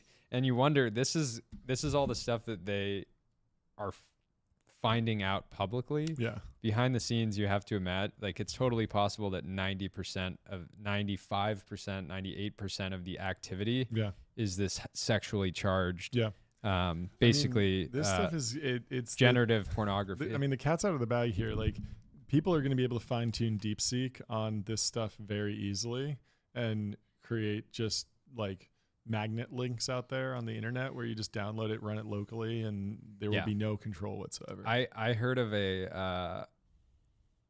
another foundation model company that was secretly trying to create a model purely for generating anime. Anime porn, explicit images. And it's so funny when you look at their investor list of like, did the $100+ million that flow into this, where the VCs thinking, I want to develop the future of anime, pornography. The vice clause only applies at the time of investment. If there's a pivot after the fact, there's not much that they can do. If they're not on the board and they can't force the company to do what they want, they don't really have that much recourse. They can sell or wind down the investment or write it off. That's happened a few times. Yeah. All this being said, there will be many trash Netflix documentaries on this exact sort of crisis around chatbots. So you can look forward to that in a few years. Let's bridge from chatbots to real bots. The electric humanoid robots are cool. Can we give some ARs to some humanoid robots? We're working on it. I got some good posts in there for you. But how will their battery problem be solved? Adam Jonas made his name as one of Tesla's biggest bulls. These days, people are flooding the Morgan Stanley analyst with questions about humanoid robots. The volume of calls has exceeded the entry of our automaker, dealer, and supplier coverage combined. Everyone's asking about how to price humanoid robot stocks. Tesla's Optimus robots likely sparked the enthusiasm for humanoids among Jonas's clients. At a Tesla event in October, a dozen or so prototypes operated by staff behind the scenes served drinks and gabbed with amused guests. This was the Cyber Rodeo event or something? The Cyber Cab event? The future should look like the future. Yeah, I forget what that was actually called, but something like that. So Elon Musk, presiding over the event, said Optimus would basically do anything you want and would drive Tesla's value to $25 trillion. Jonas is not convinced. Bullish. Robot sales are not part of his forecast demand model, which goes through 2040, though he did not cite battery life as a reason. It's a key problem. Battery power, it turns out, is a primary limiting factor in the deployment of humanoids. A small number of humanoid robots now work in factories. They have a runtime of only about an hour and a half when they're carrying stuff and moving around. Then it takes up to an hour to recharge them. That means a factory or warehouse would have to keep 2 or more robots on hand for each task, swapping them out for recharging. It's a major hurdle for humanoids to be actually a realistic tool. Hypothetically you have... Plug it in? Plug it in. Yeah, you have obviously. Some type of rack that holds... Yeah. Or electrify the floor. Like there's a bunch of different ways. A bunch of ways you can do it. I mean, how do trains get power in cities? There's even those buses that connect to the wires right above them. There are ways to deliver power. One thing that's interesting. At the future should look like the future. Yep. It's not like they announced it and said all these humanoid robots are being remotely operated. Yep. And so when it came out, when people figured that out, they were dunking on it. All that being said, though, it is a crazy thing to think about. Right now you can get labor in the Philippines for maybe $4 an hour, $3 an hour. I don't actually know. And so there's a world where if humanoid robots get advanced, not advanced enough to be autonomous, but advanced enough to be fully embodied and more practical, you could have a Optimus robot serving people in a cafe or at a restaurant teleoperated by somebody getting paid $2 an hour when the minimum wage in California is like $20. Yeah, that's gonna be great for jobs. That's not going to be controversial at all. Yeah, but it's already happening. I mean, there's 4 million industrial robots in operation globally last year. 382,000 in the U.S. And there's at least one humanoid robot working under a paid contract. Digit, made by a company I hadn't heard of, Oregon-based Agility Robotics. Before we get into that, pounds. Roughly 400 million industrial robots, almost none were humanoids. Yeah, so these are things like those That's robotic globally. Arms that move around and just, I mean, there's clearly a very gray area continuum between humanoid robot that walks independently, fully autonomous, not teleoperated, battery powered, and you can just tell it, go over there and get this thing. That's what a lot of people are running towards now, and they're working. And who knows, maybe it's 2 years, maybe it's 10 years, maybe it's 50 years, but people are clearly working on that. Then there's robots that we have now, which are okay, well, is just a little gantry 1 degree of freedom or 2 degrees of freedom arm that just picks up onions and puts them in a box. Is that a robot? Kind of. And then what happens when you get 6-axis going and it can actually move car parts around? Is that a robot? Basically, yes, but also it's very programmed. And so there's a variety of definitions. And I think that it's going to be blurry because some stuff you're just why do I need a humanoid for this? I'd rather just bolt an arm to the ground and just have an arm moving around or something like that. Hadrian has a bunch of industrial robots that slide around on tracks and huge arms. We're thinking about getting a robot to deliver us a humanoid robot, hopefully. And protein bars from David. And so Agility's engineers have tried hard to maximize Digit's battery life. They've packed as many cylindrical batteries as they could into the robot's torso. Agility Chief Technology Officer Pras Velagpudi told me the batteries are nickel, manganese, cobalt with graphite anodes, among the densest chemistries in the current lithium-ion battery market. Still, the robots can work for just 1.5 to 2 hours on a charge. It takes 50 minutes to an hour to get them back to full charge. So you have this problem of you need 2 for every single job. The Digit drains its batteries most quickly when it's carrying heavy things. Some of that is offset by power generated when the robot walks and swings its arms. It's kind of funny. Similar to regenerative braking in an electric vehicle. That's cool. It's not necessarily about running forever. It's about running for a long time with respect to how much you're charging to get an overall good, useful amount of work out of the robot over time. While the need is great, the battery industry has been slow to respond. Obviously, battery technology has not been on a Moore's Law-like curve where people have wanted that and they've been excited about that, and everyone's kind of been like, oh yeah, like, you know, technology always gets better, so like obviously battery power will double eventually, and like we need little nuclear reactors like the Stark Industries. You remember there's that a company thing? working on that. Avalanche is basically making a nuclear battery. It's using fusion, and so it's very small, and so the hope is that it's faster to develop than a full scale fusion reactor, but no one has ever been able to make a fusion reaction that's net positive energy for a long time that's economical as well. So there's a few paths in fusion. Like the first step is just getting the fusion reaction going. Then there's Q greater than 1, which is you're getting more energy out of the reaction than you're putting in. And then there's Q engineering, which is when you account for all the engineering energy, that needs to be accounted, because obviously if you're like, yeah, we have a power plant over there, it technically generates, you know, free energy, but we also have to run the lights in the factory and run all this other stuff. It's like, okay, well, that's not actually producing any energy. We had to burn, and, you know. And so we've been on this path of like fusion's right around the corner. Sam Altman's working on it with Helion. There's a lot of companies that are working on this stuff, but we still haven't hit that. But a lot of people are bullish on it. So I'm certainly hopeful that it happens. From a physics perspective, bullish. There's always a bull market somewhere. There's always a bull market somewhere.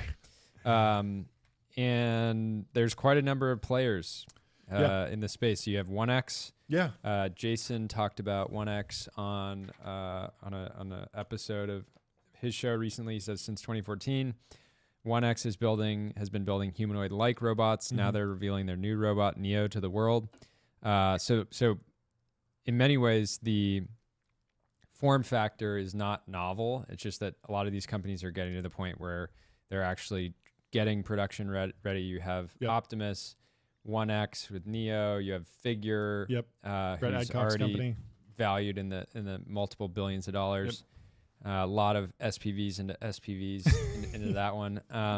There's also Unitree, which is the Chinese player. Unitree. The DeepSeek of humanoid robotics. The DeepSeek of robotics. So if you weren't content with having your DJI drone be a CCP front and you want to really invite it into your daily home life, try a Unitree robot. Again, I think Unitree, I've actually looked into purchasing these for like, this one is showing 20 grand. If you want a bit more robust one, Unitree also has like developer tooling built around it, so you can just like program it to do whatever you want. But you can just Apple Pay a humanoid robot right now. It's crazy. Thank you to Goth for pointing that out. What else you got? And Luke Ferreter. Luke says, how come none of the humanoid robot companies are building robots with 4 arms? Question mark, question mark, question mark. Great question. I think people should be more creative in this space. The obvious way is to like give it wheels. Or some of these Unitree ones can like jump and they look like dogs. Yeah, you know? They can kind of just do anything. But why not give it 4 arms? Why not give it 6 arms, right? Doc Ock mode, yeah. And you know, we've been very trying to get somebody to give it ARs for arms. Which hasn't played out yet, but hopefully soon. And then Delian says the year is 2028. 98% of all venture funding is going towards funding 23,000 separate humanoid robot startups. Low Tam Banger here with over 500 likes. This is back in summer of 2024. Yeah, there was a big boom, and everyone was trying to get a bet on the table, but it was hard because obviously Elon's working at it at Tesla, and it's like, it's not a pure play bet. Yeah, are you really going to get exposure to the humanoid robots if you're in Tesla? And there's going to be a lot of volatility in the stock, and it's going to be hard to. Tesla's definitely the elephant in the room, right? They have the manufacturing, the batteries, know-how, the battery tech, AI, a lot of stuff. So be tricky. Should we move on to armed with $770 million? A Seattle VC firm hunts for AI apps. Big raise from Madrona Ventures. If this was 2021, it would say armed with $770 million, a Seattle VC firm hunts for bored apes. You would have needed 770 to build a big enough position there. So Madrona Ventures, who I believe David from the Acquired podcast worked for a while. Very cool. They're an early backer of Amazon and Snowflake. had some strong takes on where artificial intelligence is going next, and they have the fresh capital to back them up. The firm, which turned 30 this year, has raised $770 million for new funds to invest in private AI, cloud, and software companies. They raised $495 for early stage, and they plan to invest across 30 companies, and then $275 for their later stage fund, which will back around a dozen companies in Series B and C stages. Their haul is larger than their last funding round, where it raised $690 million split across 2 funds, but it pales besides mega funds recently launched by Thrive Capital, General Catalyst, Andreessen Horowitz, and others. So is this a size gong moment, or are we on the edge? I mean, it's hard to hit the size gong when it's dwarfed by Thrive, GC, Andreessen, and many other, and specifically maybe on the Mazda. next one you get the maybe like the a light gong. There you go. Yeah. Just a tap. So they are focusing on startups developing applications that can differentiate themselves by customizing large models for specific customer needs and specialized data. Frontier models are a really hard place for venture to win, so they're staying away from that. They're expecting That's a good narrative if you're not in any foundation model companies right now. That's the angle. That's the angle to take. Yeah, you do have to give them. So here's where I give them a lot of credit. A 30-year-old venture fund. Yeah, very rare. Very rare. They made it through the .com crash. They made it through the ZERP era. They made it through everything, and they're still raising money. This is an interesting company. Do you know Runway AI? They invested in them in 2022. Is that the video generation? Video generation. I just found an old post by him. He just said that frontier models. No. Runway does not build a frontier model. Okay. They're building applications. I mean, I'm sure they're training some models, but they are not trying to play in like the LLM, like, basic image generation. They will use a Stable Diffusion or a Llama to basically make, a new next generation Adobe Premiere is how I think about it. So Runway has developed its own AI model. Sure. But I'm sure that's fine tuning on top of stuff, and maybe it's some training. But they're not just doing the foundation model game. They're definitely like focused on like tooling. Like Runway AI, when you hit their website, the call to action is not like use our API. It's like use our web-based video editing product. Yep. And I found an old post by the founder. I think his name's Cristobal Valenzuela. He was talking about. He was like, "Oh, these generative AI." The generative AI models are getting really good. 2018. I was like, wow. Yeah, he's been in it for a while. He had this really cool tool where if you wanted to do normally if you want to key out the background or isolate a video layer, you need to use a green screen, or you have to go in and rotoscope it, meaning like you're drawing a line around like the person as they're moving. It takes a ton of time. And they created a model that would basically use AI to do that. So you just click like 3 green points on me, couple red points on the background, and it just figures it out, and boom, like you have an isolated layer. It's not perfect, but for quick like turnaround stuff, it was just amazing. And so I had a lot of fun with that, like making memes. I took that video of Zuck using the American flag while he's surfing. I was able to key out the American flag and then replace it with a different flag. Oof. And you could like swap it out for whatever you wanted. It was very fun. Good misinformation opportunity. Exactly. And so, this is big news for them. Runway had to build differentiated capabilities that really all up the stack. It's not just the models, but also licensing the content. Madrona's focus on backing AI apps, businesses with differentiated tech and strong business model isn't that unique, but it's an example of how medium-sized VC firms are picking their spots as more money pours into the sector. As advances in AI encourage more researchers to launch startups, Madrona has been passing on those who aren't really interested in how their product will solve problems for customers, or who are more interested in retaining control, such as board seats for their entire founding teams, than building sustainable assets. Oh, they're going for some board seats. They're going to take control of these companies. Watch out, founders. There's some interesting posts in the stack about the founder. You want to skip over Madrona? the Stargate? Yeah, that's actually an unrelated article. Yeah. But so Dan Primack, general venture bear, but a reporter on. Always. He's actually pretty good. But no, he's a legend in the game. He says, so he's quote tweeting somebody, an obituary of this guy Tom Alberg, early investor in Amazon, longtime advisor to Jeff Bezos, and a leader in Seattle's technology and startup communities, died Friday. This was back in 2022. And you actually have the full article there if you want to read some from the. He was 82. Tom Alberg in 2000. A tech-driven economy is not sufficient. We must also figure out how to solve the civic and social problems for our big cities. So early to some of those trends, which a lot of the tech world didn't wake up to until the last. It's always been shocking to me that Seattle years. didn't become a bigger tech hub, given that they have Microsoft and Amazon, like two of the biggest hyperscalers. But there aren't that many VC funds up there. They also similar problem to SF, where it got so expensive to live there because Amazon and Microsoft. So the average super depressing. It's very depressing. It's raining all the time. So he was known in business circles as a day one investor. Served on Amazon's board for 23 years. And probably 1996 to 2019. Imagine being on the Amazon board 96. From 96 to 2019. Generational run. Yeah, amazing. Tom was a visionary and also just a wonderful, good man, said Mr. Bezos, Amazon founder, in a tweet Saturday. So he published a book. In his book, he says, "It wasn't a crazy speculation. I thought investing in Amazon was a measured risk in a technology that appeared to have great potential to change lives." Love it. And anyways, great quote. But a legend, and it's cool to see that his firm is living on. Yeah. So let's move on to some other posts just about consumer AI apps and how they're going to be, like the trends that they're going to be investing on. I think we have some posts that kind of elucidate what that might look like. We have a post here from our boy Scott Belsky. He says, a pattern we'll see with a new wave of consumer AI apps. The more you use the product, the more tailor-made the product becomes for you. Beyond memory of past activity and stored preferences, the actual UI and defaults and functionality of the product will become more of what you want and less of what you don't.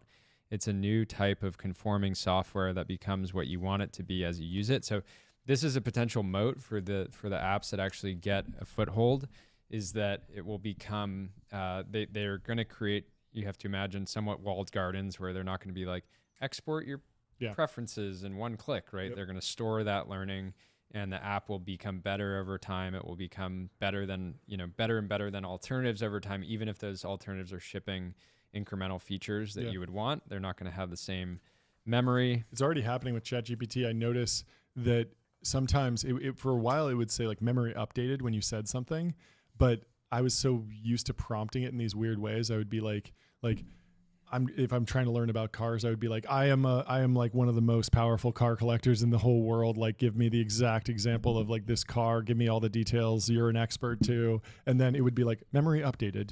And I'd be like, oh no, it's gonna think it's gonna know the truth. Yeah. Blake Robbins, former Benchmark team member and now has his own fund, says, random thoughts. A vast majority of the consumer AI products we see today require the users to prompt them. This seems backwards. A quiet superpower of AI is the ability to get the user to talk, preemptively ask us questions around the context provided. Prominent example of this, friend.com. It comes onto there, you log on, it says, I'm about to jump off a building. And you got to talk it off the ledge. Yeah. But so, I mean, that's a smart way. Flipping the interaction model, 100% important. And you could see ChatGPT getting to that point where it sends you a push notification. Hey, what are you working on right now? I might be able to help. And then it's like, well, operator can. Yeah, totally. And why don't we take that on? And it's just that'd be great. Absorbs more. I mean, like the best employees are the ones that come to you to solve your problems. Yeah. And that's what ChatGPT should do eventually. Nikita Beer says consumer AI apps are all chasing the most obvious ideas. Breakout apps don't work that way. The technology should be invisible in the background. The smart builders aren't making AI girlfriends. They're using AI bots to seed a dating app until they reach a critical mass of users. Yeah. So there's an idea that the social media, there's already people that are creating AI Instagram where you go on there. It's super engaging. People are commenting on your posts. I saw one that was AI live streaming. You open it up and you just have fans clicking like, oh, you're so cool. And they're listening to what you're doing. You got to try that out. We're live streaming now. That's crazy. So anyways, it'll be interesting to see, even if a bot is 10% as engaging as, a regular human user, you could imagine a future where the bots are more, you post a video of you snowboarding and you get 10 comments from people that have the ability to analyze what you just did at the level of a pro snowboarder. Yep. And they're like, hey, like keep your arm like closer into your body when you're going off that. And someone else is like, rock on. It's like, people like attention. So it's great. Well make it programmatic. Well, speaking of people that like attention, let's move on to Donald Trump and his executive order blitz that played out for tech in a very interesting way. He's promised a slew of executive orders since he took office. Content acknowledgement, another great piece from the information. We joke around with the information, but they do some fantastic show's built on reporting. the Wall Street Journal and the information right now. Yeah. We'll need to get Bloomberg and Pirate Wires. And Pirate Wires. The Holy Trinity. And The Economist every once in a while when they post a long post. So Trump delivered on the deluge. The crypto industry got almost everything it wanted, including a directive to ensure crypto companies would have access to banking services. We talked about that earlier. Another order revoked the Biden administration's artificial intelligence mandate, which leaders of startups like Databricks and investors like Andreessen Horowitz had fought. TikTok got the biggest prize of all, a 75-day reprieve from the law that briefly forced it offline late Saturday. But the orders also left plenty of unanswered questions and room for maneuvering by tech companies, which naturally don't all share the same interests. Take, for instance, AI. On Thursday, 3 days after revoking the Biden order, Trump signed his own AI order. It contains some biggest statements, aiming to develop AI systems free from ideological bias or engineered social agendas. But it's short on details. It gives David Sachs and Michael Kratsios 180 days to draw up a plan to sustain and enhance America's global AI dominance. That's pretty vague. It's funny, right? But also, these are pretty important 180 days, given especially DeepSeek launching, which presumably some of their...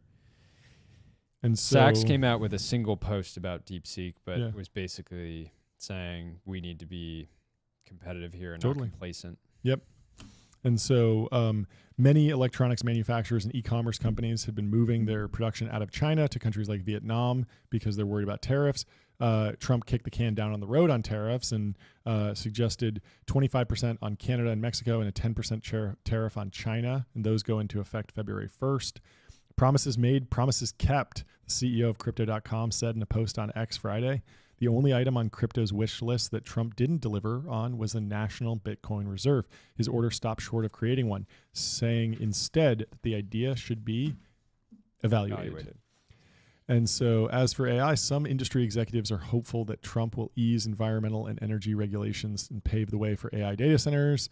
And obviously we're talking about Stargate. Yeah, we were talking about doing let's do the deep dive on the executive orders. And obviously very few of them were tech adjacent whatsoever. And there was a lot of just random stuff in there that I didn't think it was super relevant to the show. And then as you actually dig into the tech focused ones, the information wrote a whole piece and it's barely a page because there really isn't that much. A lot of the tech stuff is pretty early.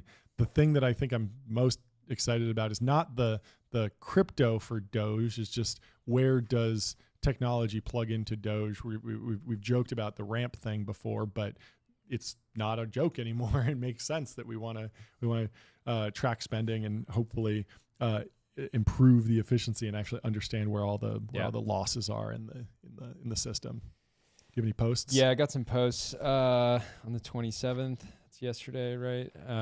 He says Trump to sign executive order to create an Iron Dome missile defense around the U.S. per CNN. Did we not already have something like that? Right? That is crazy. Don't we have missile defense missiles? Yeah, and also the whole Trumpio thing is such a meme that I can't tell what's real. Yeah, and fake. I posted that Trump was writing an executive order to halt the creation of new AI agent sales products. Oh yeah, which resonated. Yeah. And then this guy Adam says, now. "Oh my God, Trump made an executive order that says you have to let me rewrite the back end in Rust." That's great. Almost 300 likes, so clearly Big resonated with developers. High Yield Harry says, incoming White House official, Trump will also sign executive order ending adjusted EBITDA ad backs. Yeah. Wow. Huge. Yeah, Harry's figured out what we have also figured out, where if you put something in bold and then put wow afterwards, people just take it as fact. Yep. our friend Pat Blumenthal says, breaking, Trump signs an executive order to build a sphere in every democracy, starting with Paris. France gave us the Statue of Liberty, and we're going to return the favor with the biggest screen ever built. They're already calling it the eighth wonder. Tokyo is next for Shinzo.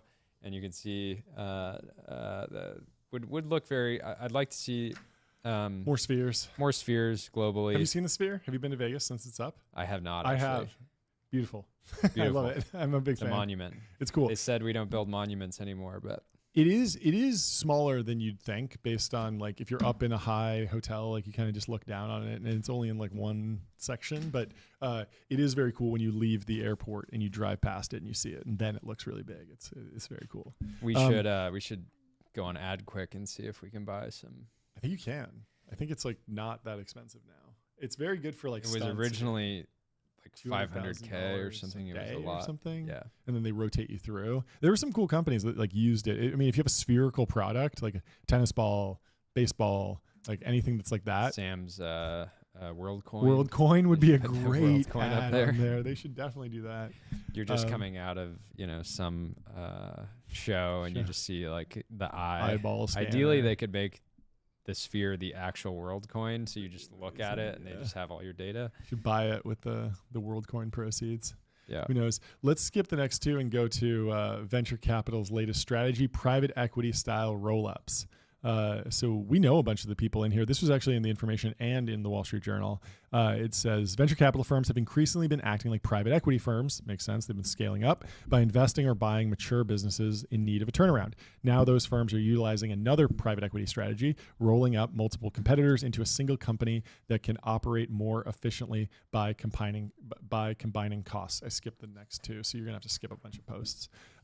Venture capital firms such as General Catalyst and 8VC are creating or investing in these types of holding companies in fields such as call center support, accounting, and property management.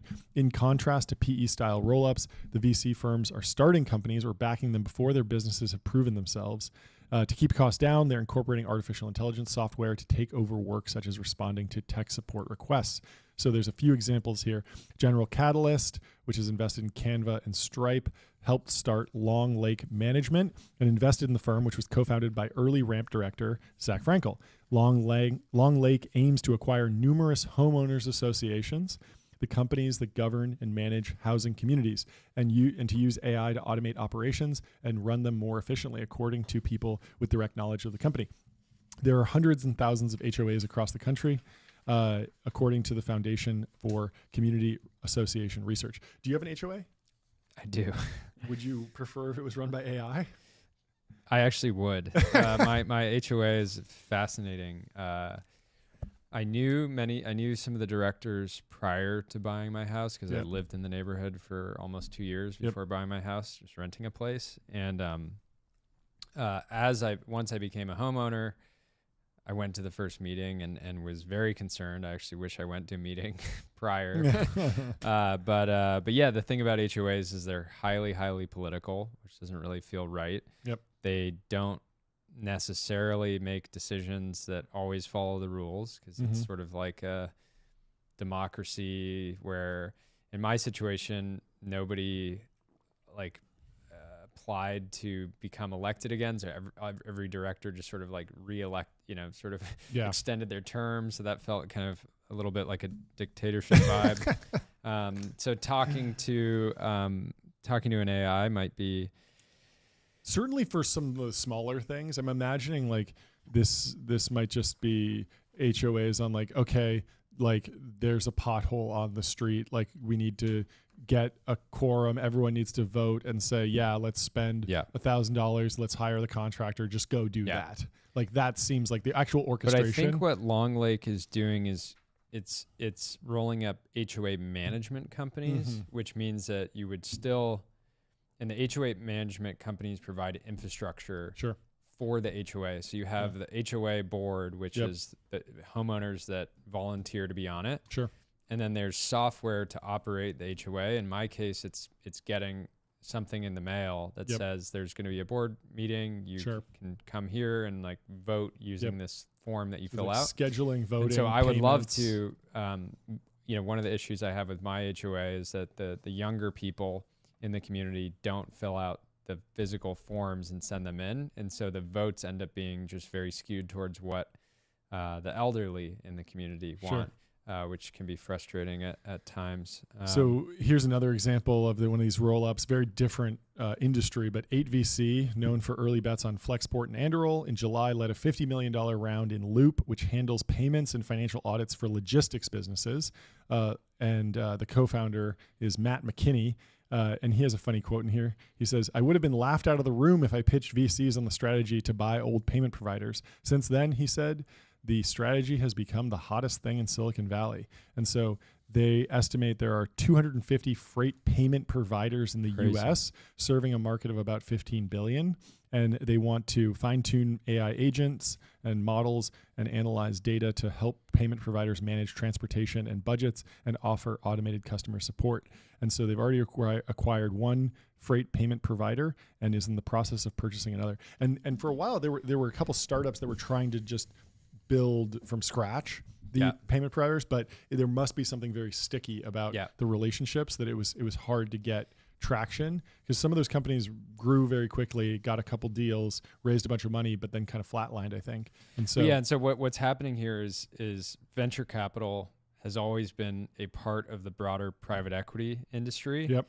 And now you're seeing this convergence. We saw the convergence of hedge funds and venture capital in 2021. With you have these crossover funds that are investing in privates that presumably would go public soon. And Sequoia changed to an RIA, starts investing in publics. Yeah, and then you have this is the intersection of traditional private equity and venture, which there is a strong case for, right? Because you say, hey, why don't we combine these very smart technologists with this new emerging technology, generative AI?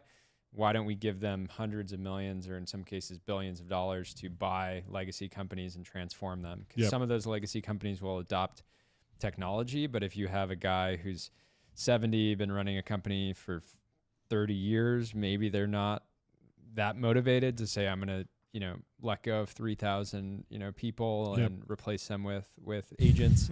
But that is seemingly what firms are doing, like WanderCo. Jeffrey Katzenberg's read through that. WanderCo, a venture firm and holding company co-founded by Hollywood studio veteran Jeffrey Katzenberg, started Quibi. Yeah, put a lot of money from in 2023, invested in a 22-year-old call center, GlowTouch. Last year, WanderCo's investment helped the Louisville, Kentucky-based firm buy a 3,000-person, 20-year-old call center. So I imagine GlowTouch, now rebranded to Unify CX, is in the process of acquiring another call center and plans to buy others to combine them, according to CEO and founder Vidya Ravichandran. After buying the companies, it then incorporates AI to screen resumes for recruiting, automate support tickets, and speed up employee training and quality assurance checks. What they're not saying here is in the long run, I'm assuming they're going to let go of all the call center the vast employees. Majority of the call center employees and replace them with AI. 99% of the companies out there in the space have really not even thought about AI. I have a portfolio company, wayfaster.com, that's building a lot of that, sort of recruiting, screening infrastructure specifically for staffing firms. And last year, Excel partner Peter Doyle left the storied VC firm after 9 years to start Treeline, a startup focused on automating IT services. Treeline plans to acquire other IT businesses. The startup has been in fundraising talks with investors like A16Z, according to people close to the business. The strategy is a shift from traditional venture bets in more ways than one. Venture investors have typically backed high-margin software, consumer internet businesses they hope will go public someday. In pursuing services firms, they are writing checks for lower-margin businesses that are unlikely. So this TBD, is very opinionated. TBD. So the information is saying that in pursuing services firm, they are writing checks for lower-margin businesses that are unlikely to yield the same high investment returns from going public as software companies. Now, obviously, the thesis here is that you're going to be able to achieve software-like margins with services because you're going to replace the services with software, with AI agents. Exactly. And so it actually makes perfect sense that this would be a VC strategy. Yeah, not so a like PE Nick, strategy. Nick Abazid, he was at Ramp. He's now building an accounting and a tax prep firm, which presumably is has a services component now, but will eventually automate more and more. stuff over time. So there's this trade-off between buy versus build. You can start stuff from the ground up, or you can buy a business with $50 million in revenue and try to transform it. So and I think it's good that the concern, as you start looking to buy companies, right? There's a lot of competition among buyers. Private equity is not a under-optimized industry, right? If you ask, we're friends with people like Carry No Interest, right? Like, it's not like a nascent industry without killers in it. And it's not like they're not paying attention to the AI wave. So the question and the bet here is, will VCs figure out the private equity model first and buy companies at the right price and then be able to put in the AI? Or will the private equity firms have an AI transformation operational partner who's really, really solid at squeezing more margin out of their companies more effectively? Like they're saying, this one founder says his firm's roll-up investment strategy was inspired by Berkshire Hathaway and Constellation Software, which operate portfolios of businesses they bought. Now, I don't know if Berkshire Hathaway is going to start replacing everything with AI in their entire portfolio, but Constellation Software has been optimizing software businesses for a long time. It's not like they're going to get caught flat-footed by the AI wave necessarily. And so the question is, will these VC firms that go into this industry be able to outcompete the private equity firms? Cool thing is that it's a simple strategy. Buy services firms and replace the human capital with software. Very, very difficult to execute well. Very difficult to execute on a short timeline. The technology is evolving rapidly, but oftentimes when you buy a business, you have to show really rapid improvements. And private equity, if you talk to anybody that works in private equity or has been a private equity portfolio company CEO, the constant pressure from the actual fund, it's not like a VC on your board that is mad that you're not growing, to 5x a year. It's why haven't you cut more people? It's very, very aggressive. More cost. It's more, old world finance. And also, I mean, the VC firms are taking larger stakes here. Like General Catalyst aims to take 30 to 45% stakes in companies with like a holding company, which is very different from the 10 to 20% that you normally see. So much more control. And it's also, so they say here, I think this is Drew from 8VC. He goes, one risk in the strategy is that acquiring a business that ends up floundering is more expensive than trying to grow through marketing or sales. So if you spend $50 million buying a firm and then it gets less profitable, then suddenly it's worth way less than 50, right? Because these businesses are valued on earnings. And that can be a lot more expensive than investing $10 million and just trying to grow a business quickly. Maybe you get it to that $50 million, but it didn't cost $50 million to acquire it. So mistakes become very expensive, much more expensive than venture capitalists are used to. So like, this is why private equity oftentimes has like a no zero policy. Like they're not going to let any of their bets, you might have a 1X where you just like tried to do something and you have to offload it after a few years. But no zeros. Even many growth funds operate on a no zeros policy. So it's going to be fun to watch it play out. It's fantastic. If you're building a Let's go to the related tweets about it. I want to see what people we have to got say. Andrew Rea here, former employee of mine. Great dude. Really? He goes, prediction, the majority of tier 1 multi-stage funds will have buyout funds in the next 2 to 5 years. Soon, A16Z and Vista will compete to buy out companies. I'm actually kind of shocked that A16Z hasn't formally announced a buyout practice yet. General Catalyst is already quietly doing it, and not so quietly now. I don't know when this was posted. A few other less notable funds are opportunistically doing buyouts as part of their current strategies. This will become normal in venture sooner than later, especially if the IPO window stays shut and insurmountable for most companies.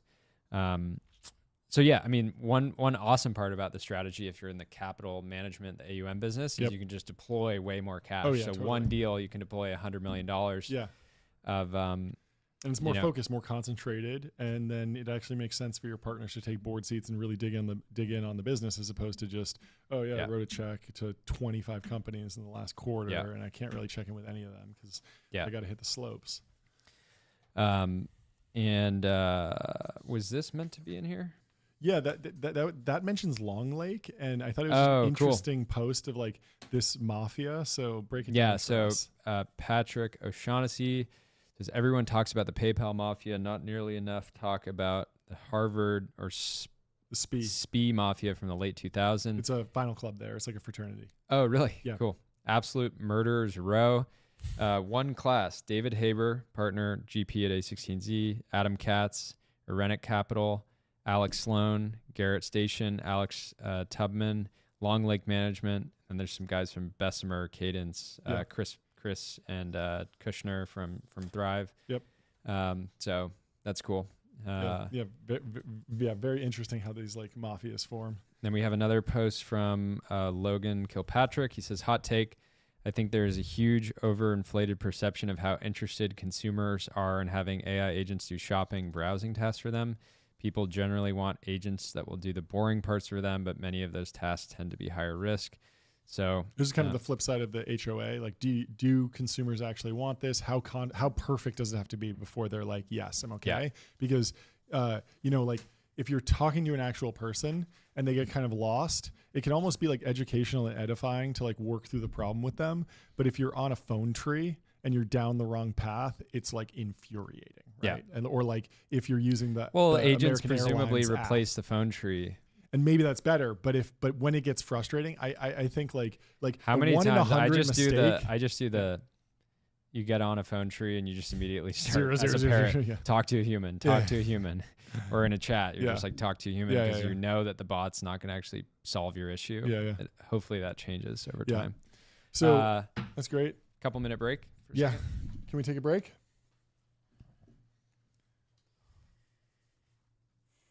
Thanks for watching, everyone. Live experience.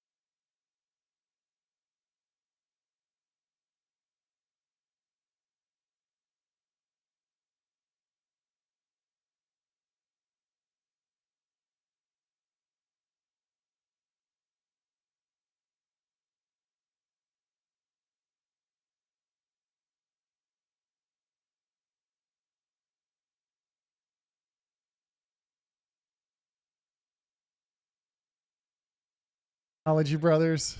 Welcome back to Technology Brothers, still the most profitable podcast in the world. That wraps up our series of top stories. We are going through the timeline. Let's go through some mail that we got.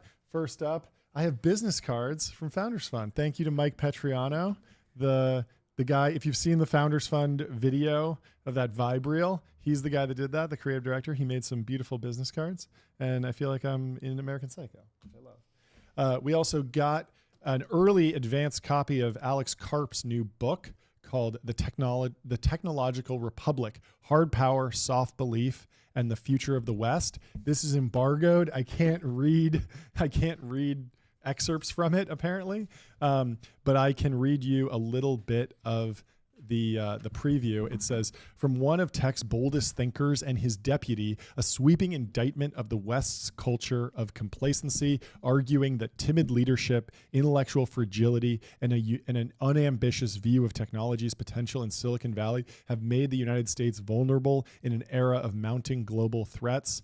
And he says, Silicon Valley has lost its way.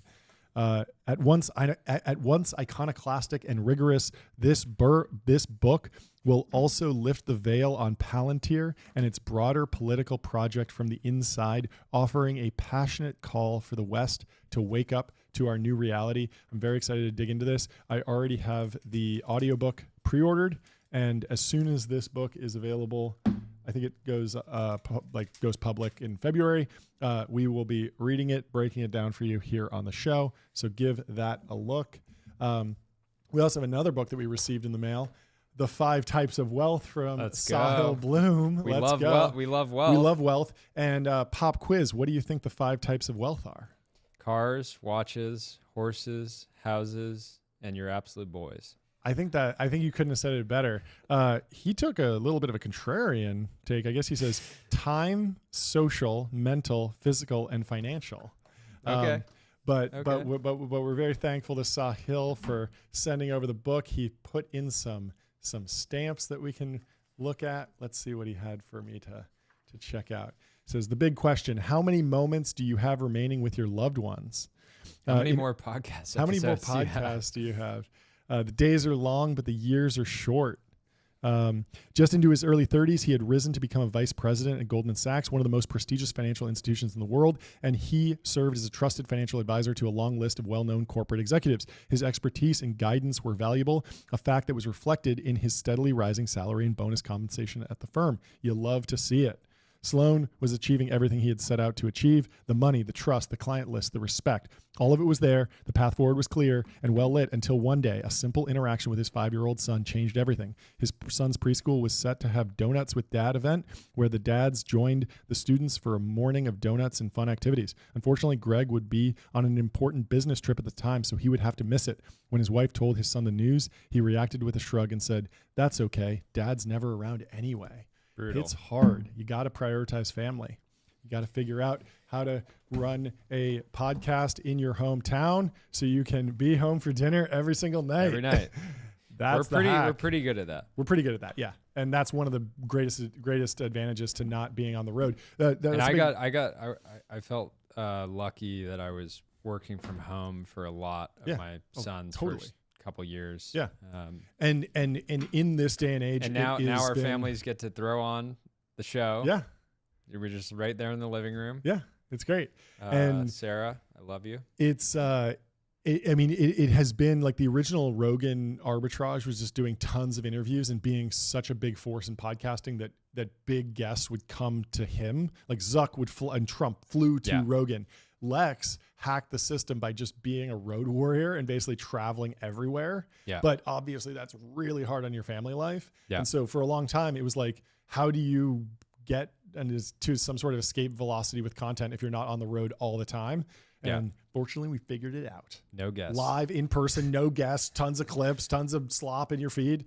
Although we will be having people call into the live show. Which yes, but we won't be traveling all over the world trying to get people on. I have another post. So yesterday, we've been playing around with using the breaking headline to break news on X. We said, breaking: Bernard Arnault is exploring a potential acquisition of French artificial intelligence company Mistral, citing a need for France to maintain its edge in artisanal goods post artificial superintelligence. Wow.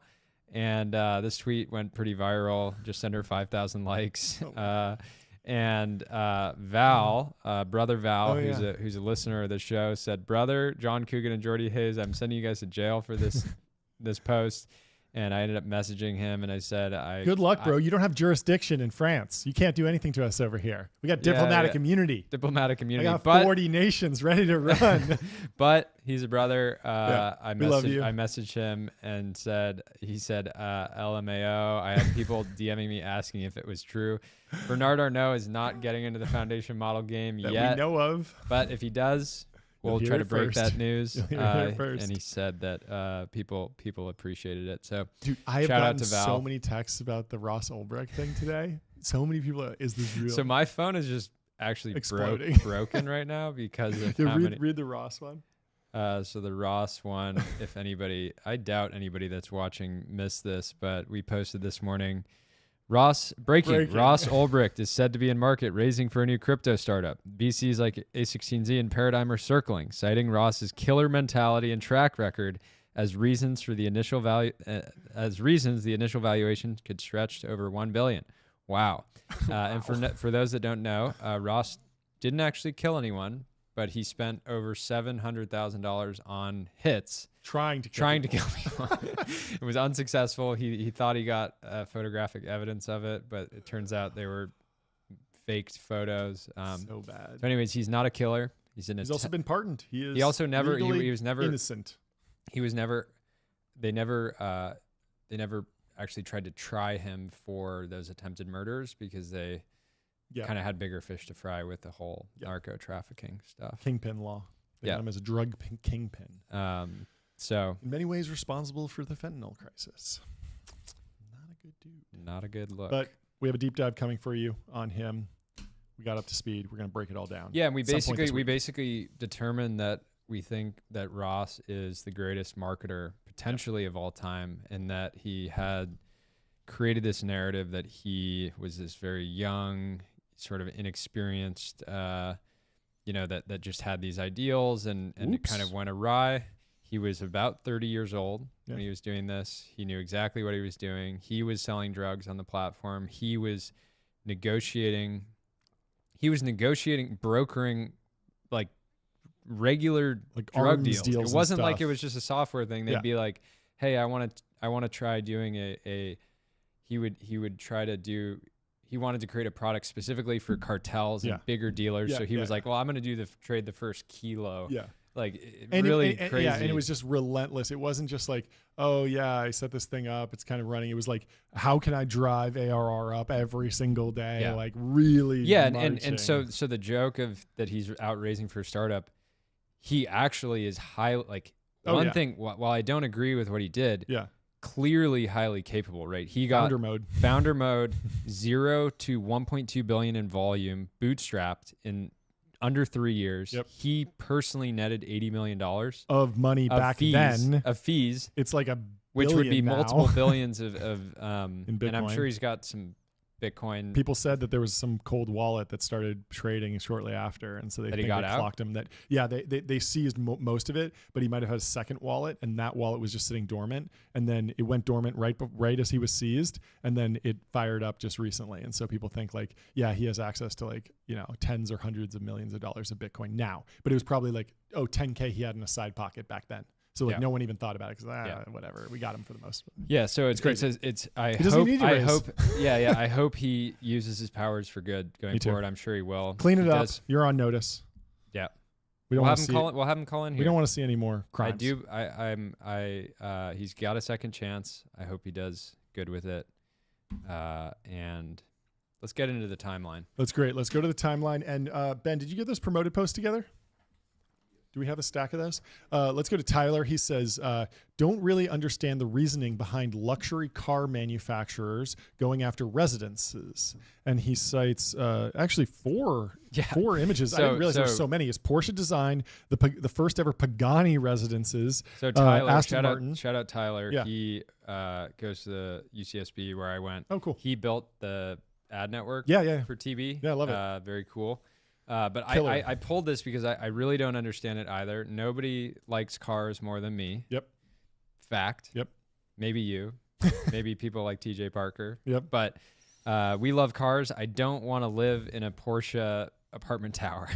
I don't care. Maybe the meme got to them. You can sleep in a GT3 RS, but you can't race an apartment. Well, now you got a GT3 RS apartment. The only thing I would potentially be into is a Gulfstream. Kind of cool. Tower, just because that's just the next level above, and if it was shaped like a plane, but I don't understand I don't want to live in a Pagani. I want to drive.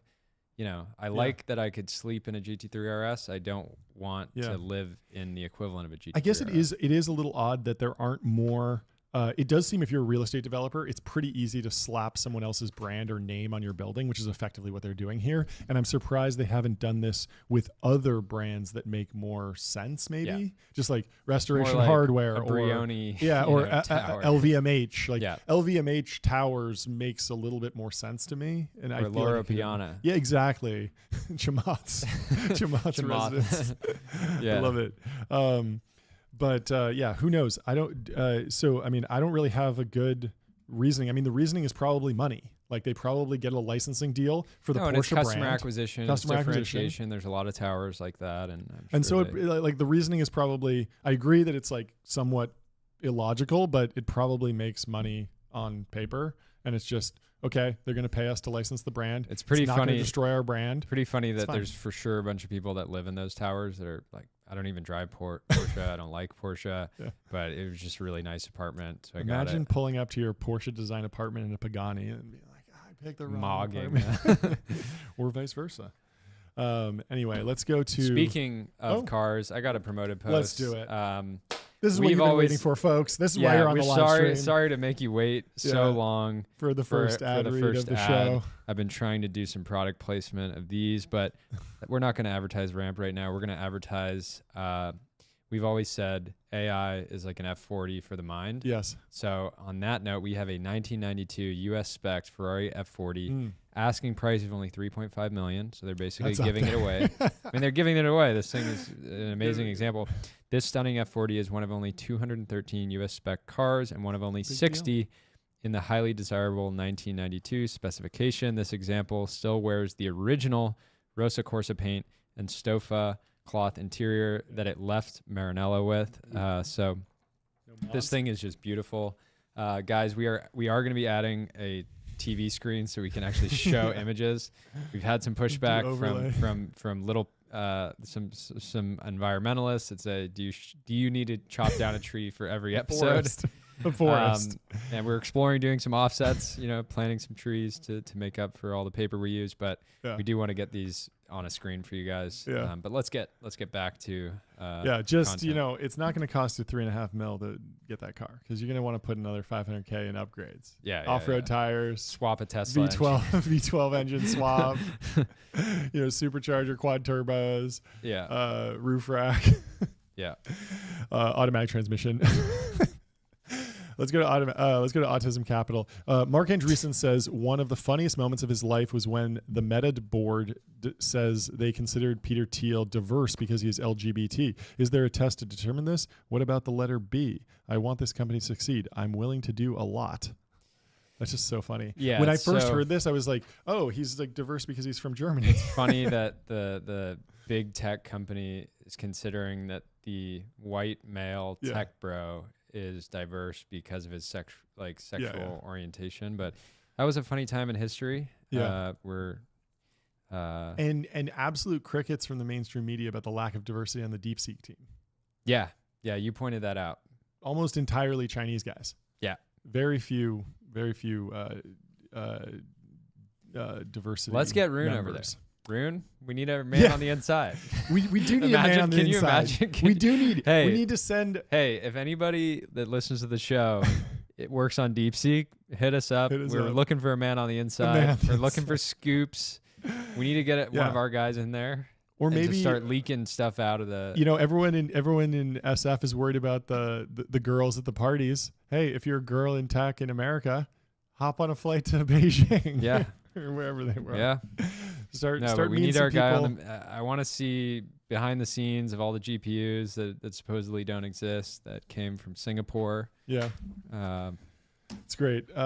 Let's go to Grit Cult. Absolutely insane. Trump has only been in power for a few days. Look at the speed with which he operates. It's amazing. Feels like he's been president for ages. Every day he's had a banger.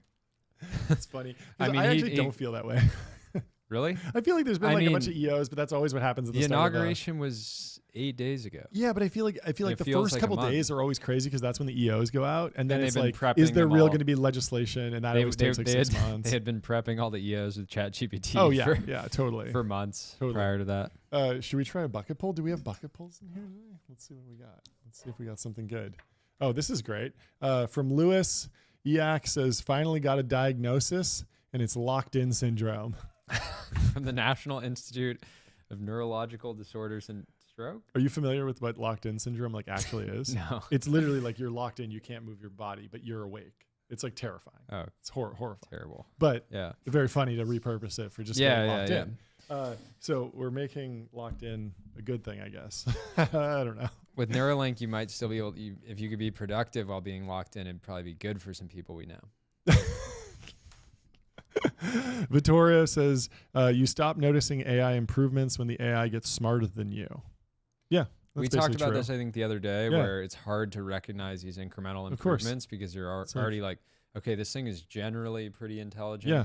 And if it gets 5% more intelligent, it's like, oh, it solved way more like complex math problems that I never do in my understand. day-to-day. I never have to do anything in my day-to-day that involves like foundational you're math. like, I talk professionally. Yeah, exactly. Professional yapper. And so, yeah, it is good enough at this point. But I mean, you will notice it certainly on the generative AI, the image stuff. Like it's very clear that the models aren't dialed yet. And then also just on the operator and agent stuff, like you can tell that when you delegate a task to ChatGPT, like it can't go and do it fully. The thing with the operator that will be cool is right now it moves like at the speed of a junior computer user, almost like watching your grandma do things on a computer. Imagine when it can just do it almost instantly. It's just like zipping around the screen, like filling out a form, checking boxes. I'm excited for that era. It's gonna be great. It's gonna be I fun. still haven't. I upgraded. I still haven't actually used Operator just because it's not available on your phone. You got to use it on the desktop, and I just haven't had a chance. But I gotta test drive it. I think it'll be interesting. I want to give it some tasks that it's like not already integrated with. Should we do another promoted post? Because I see a fantastic promoted post right there. This is a promoted post for a special place in Manhattan, but I actually have a better one to pop up. Yeah, hit me. So if you haven't seen it yet, Ramp has a new activation billboard campaign in Manhattan advertising their new treasury product that gives you high liquidity and high yield in the same product. Very cool. But they have an actual. Didn't we ask them for that? We asked them for that like last week, and they just built it.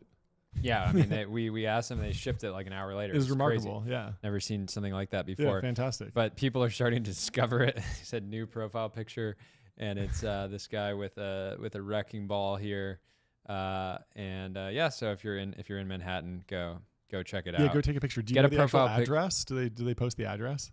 I'm sure we they should share posted that it somewhere. When we share the clip, we'll share the address, because if you're walking through, take a picture. Yeah, Send take it a to picture. Us. I want to see. Let's do the promoted post, and then we'll move on. Back-to-back ads. Back to Love back. it. We got a promoted post from Amon. This is a special one. Midtown Manhattan is one of the most energetic places in the world, alive with the buzz and pulse of modern city living. And Ramp is there. But in the very heart of it, silence and stillness prevail. Within the walls of Amon, New York, there is only peace. Amon properties are unmatched. They make the Ritz-Carlton look like a dump. And the next time you're on a business trip in New York for just a day, book a 5-day stay at Amon. And it's only 10 times more expensive than the average luxury hotel. And so it's just a small, like, especially, so I recommend Amon for bootstrap founders because you own your business. Yep. It's all your money. Yep. You're spend not it how going to you be want it. facing pushback from the board saying, hey, why are you staying at Amon? Or if you're a seed stage founder and you're going to be taking pitch meetings, say, hey, come over to my hotel room. Yeah, Amon's not the kind of place that you can just walk in and use the lobby in, but you could always try. Well, no. So you mog your VCs by saying like, oh yeah, like you can't just come in, so like you'll need to book a stay too. Yeah, or if your VCs are visiting round. from out of town, you can say like, I'll just walk over to the Amon, and they'll be like, I'm staying, in Tribeca, and you go, wait, you're not at the Amon? Like I thought you had like 300 million AUM. Like what's going on? Is the fund and then not doing well? They'll struggle to come up with excuses, and then you got them. Yeah, you got them. You got them. You got them pinned. Yeah, exactly. And then they have to write the check. I don't know anything about this one. Stuart Blitz says, just spoke to someone who used Operator to submit health insurance claims every 5 milliseconds until they're paid. They said UHC got so overloaded with data they just paid them. They're cooked. And then the community note says, this is a false statement, as the author states in a reply. And so when I saw that post and submitted it, you didn't think it was? I didn't know. I mean, it didn't seem super believable because that's not necessarily the way these things work. But it is. So big companies create friction in refund processes, claim processes, and so if you can overload the system effectively, you're more likely to do it. But this is just entering a new chapter where you have bot on bot violence, where like the big corporations are going to have their bots. Yep, we're going to have our bots. Yeah. And we're going to see who wins. Your AI SDR is going to be talking to my AI secretary. Yep. And she's going to be brutal. With projected. Yeah. Also, I mean, this just underscores like this, like, I don't know if this guy was joking. It seems like it was maybe like a joke because he said it was false, like shortly in this in the thread, but whenever a new AI product drops, there's a massive incentive on these algorithmic social media feeds to just be like, this is mind blowing. Like AGI is here. Like everyone's going to die. This is the most incredible thing. Like you gotta paperclip. Yeah, exactly. and it's like, and there's this huge like intelligence signaling thing where you got to be like, oh yeah, I'm using it like way better than everyone else. We've talked about this before. Yeah. But it's like if you're not using Operator to do I got Operator like, to order me Instacart and send a humanoid robot to my house. Yep. Cook and me if you're dinner. not doing that, you're falling behind. If you're not, yeah. Yep. Paperclip mode. Paperclip mode. Let's see what else we got in the bucket pulls. Flowers says, good nominative determinism post. Flowers says, Sam Altman's name is crazy because he's literally creating an alternative to man. Wow. It's great. I've had this thought before. I should have posted it. Would have been a good one. Altman. But yeah, there's a lot of nominative determinism in this world. Silicon Valley, in this world generally. Yeah. But it's a fun one. I wish I've tried to apply nominative determinism to my name. Hayes is kind of like it doesn't really work. Doesn't What's your really middle work. name? Coogan. Yeah, Coogan means hound of war or something. It's basically like hound, you know, in Game of Thrones. I mean, you were acting like a hound of war. Right-hand guy. You were acting like a hound of war on the leg press machine this morning. Oh, you got yeah. up to like 900 reps. Yeah, 900 reps. Yeah, 850. That's the number you got to hit. Let's go to full Seth, range of motion too. Let's go to Seth. Seth Bannon says YouTube and Reddit have both blocked Operator, a sign of things to come. So a lot of organizations are probably like, hey, we don't want to deal with Operator. What's interesting is that it's probably because DJI is notorious for writing fake comments on forums, so they don't want DJI using Operator to spread misinformation. Spam on there. Wasn't Sam a huge shareholder in Reddit? Wasn't he like the CEO for a few days too? Like, yeah. It's weird that he that biz dev deal. I think he made more money than the original founders this when almost, they IPO'd. This almost seems like a mistake. Like they just have a robots.txt that it's like not updated, because I'm pretty sure OpenAI has a licensing deal with Reddit for their data or something like that. Yeah, but it's still, if you're a user-generated content platform, you don't want you want them to use your API, which you can control. You don't want them just freestyling all around your app. It could be used for like engaging graffiti, with users. Yeah, that makes sense. Did you see this Waymo that was destroyed? Moment of silence. This moment of silence is brought to you by AdQuick. AdQuick is the #1 way to buy billboards for your startup. Now back to the show. Justine Moore says, I've been fully radicalized by the photos of the vandalized Waymo. It's in a body bag at the end, and the Waymo got destroyed. Yeah, so you remember, the downfall of Bird, among many issues, the fact that it's one of the most dangerous things in the world to ride an electric scooter around in traffic with good no day helmet. to be an ER doctor. Like, these ERs, ask anybody in an ER when Bird was at its height. That was the real way to go long, the scooter trend. Yeah, ER go clinic long. Yeah. Super dark. I for a very brief moment of time, I would use them. I was like 22. I was like, this is a fun way to get around. And then I was untouchable. Father. Built different. Like, yeah. But there was this account called, I forget what it was called, but it was a celebration of the destruction of electric scooters. I remember this account on Instagram. And it quickly got like 100,000 followers, like before the algorithmic feeds. So it just blew up. Huge. People destroying them in even more creative ways. For some reason, a Waymo feels way more toxic to fuck it up. Yeah. To F it up.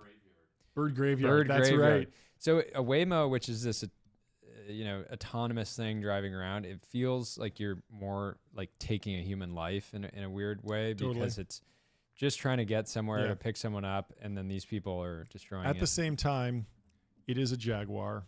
So do you really feel that bad? Yeah. Well, they're switching to these Chinese. They're switching. So I don't know.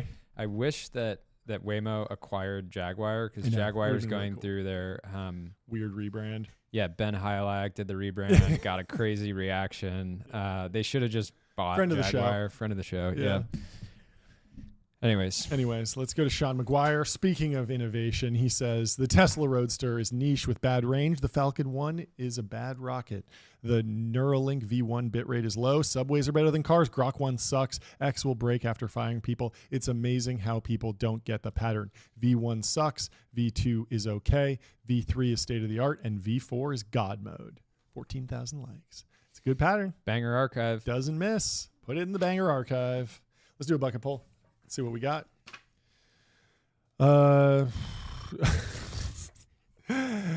SNWY, maybe Snowy, says MFs get one Sam Altman reply, and turn on the Glazinator 3000. And it's a screenshot of an interaction between DJ Tyloo, who says, bro, ship more than talking. Look at Google. We want AGI in the speed of 4.0. That's the goal here. And Sam says, that's going to take a while. And then DJ Tyloo says, don't worry, bro. Either way, you are the OG creator of AI. Here you started all this in 2022. We do a little trolling here. You got this, Sama. Wow. The Crazy. Glazinator. Yeah, I mean, it's true. If you're like new in tech and like a big person replies to you, it's a big deal. Like it feels like awesome. It's like, wow, I'm recognized. Well, this is why we encourage reply guys. We encourage reply legends. Yes.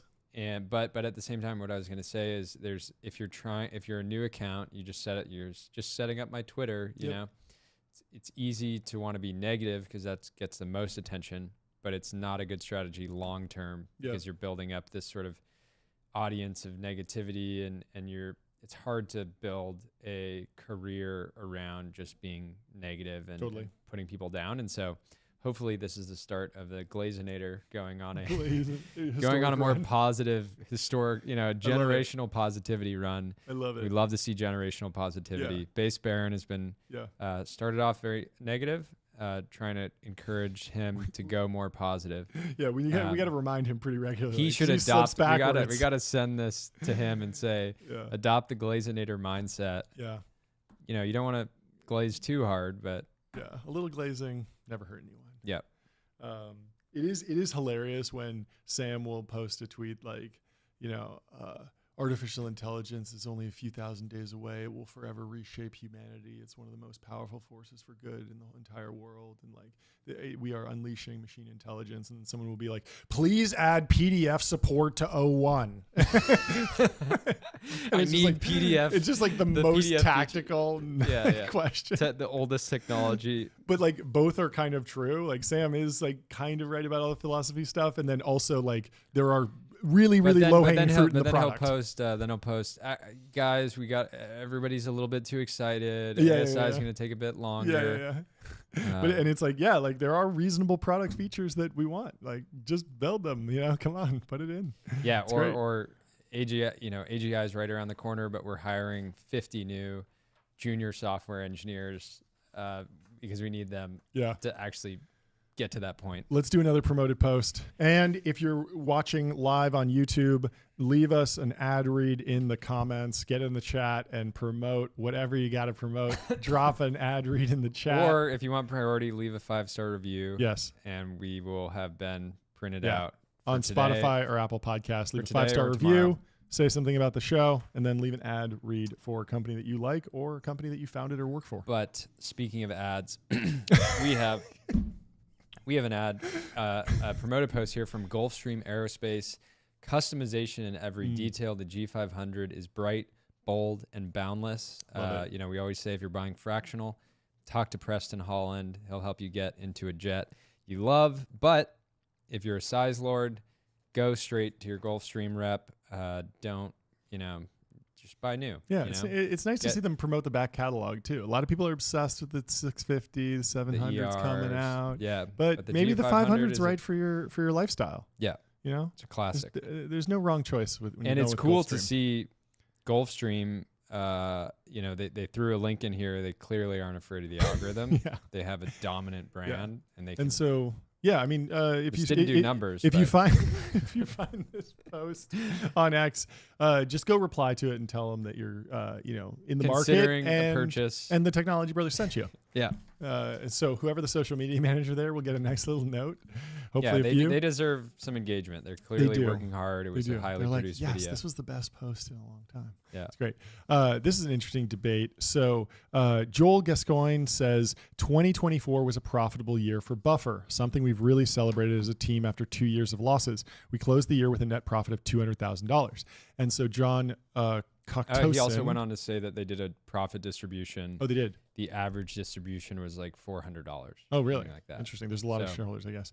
And so John says, wait, so 200K in profit. So for those that you don't know, Buffer is a social media scheduling app. You can schedule out tweets or Facebook posts used mostly by social media managers. High chance that Gulfstream ad went through Buffer on the way to X. Yep. And it kind of lets you schedule things out across different platforms. Kind of niche B2B software. And there was a lot of heavily funded products like this. Totally. And people were like, this is going to be a dominant category of SaaS. Yep. Turns out a lot of the platforms made posting pretty easy. And when you have full-time and they incentivize native posting too, because when you post natively, you get bold, italics, image uploads, multiple images, even threads, Instagram all and this TikTok, stuff. They want you editing in the app. Exactly. For some reason, and so you wind up, you wind up in this weird situation where you get this like half-featured builder, or the Buffer has the job of rebuilding every single feature on X and Instagram and Facebook, all to just get the posts in correctly formatted via the API. And these other companies, they don't really care about posting from an API. In fact, it's a lot of spam most of the time. So they're not really incentivized to make that easy. And so John says, wait, so 200K profit on $20 million in ARR, 73 employees averaging 154K salary, and the CEO at 300K a year, over 11 million a year paid out in salaries, $554 customer LTV. Cost to serve a customer has to be minimal.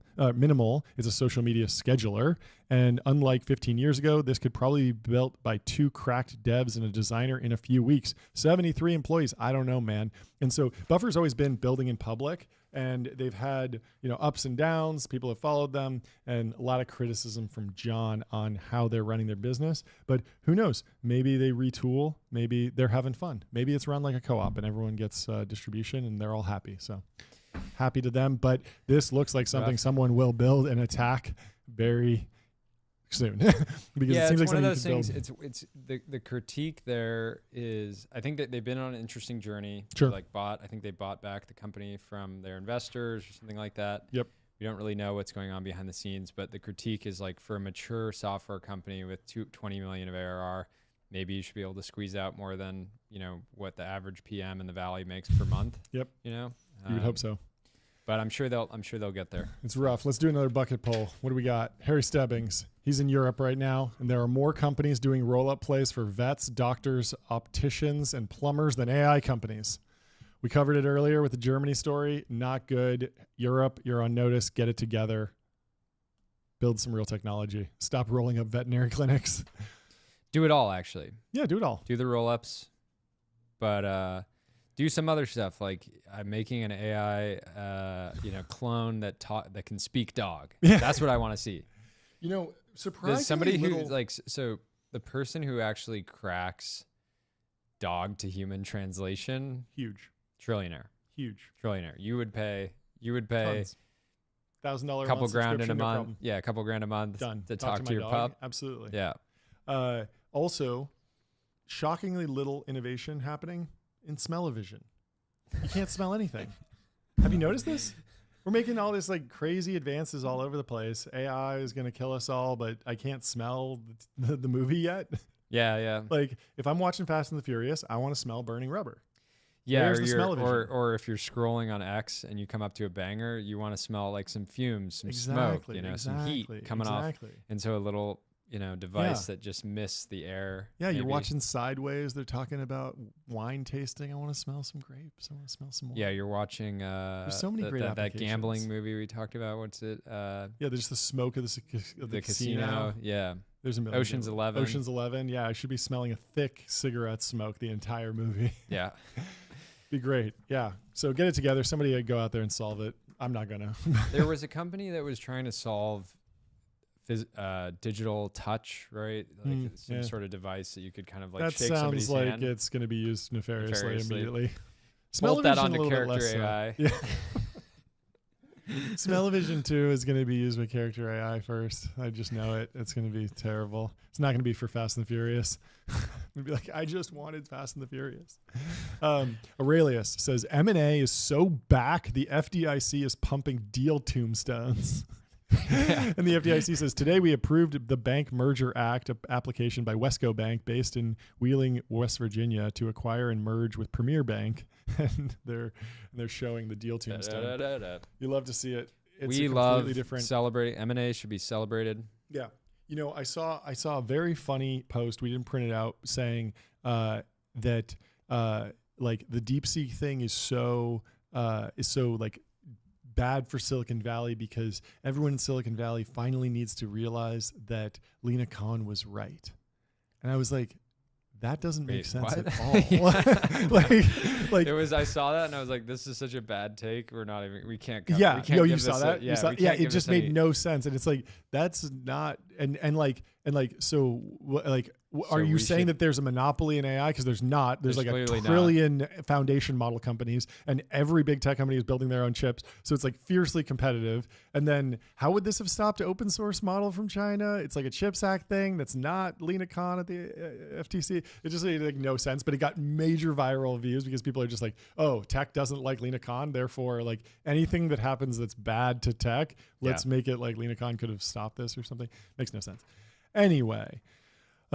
President Trump arrived in Las Vegas, and Indian Bronson says Trump is 80. He doesn't sleep. He eats McDonald's. He doesn't work out, and he's constantly switched on. Rocket fuel for blood, just a total force.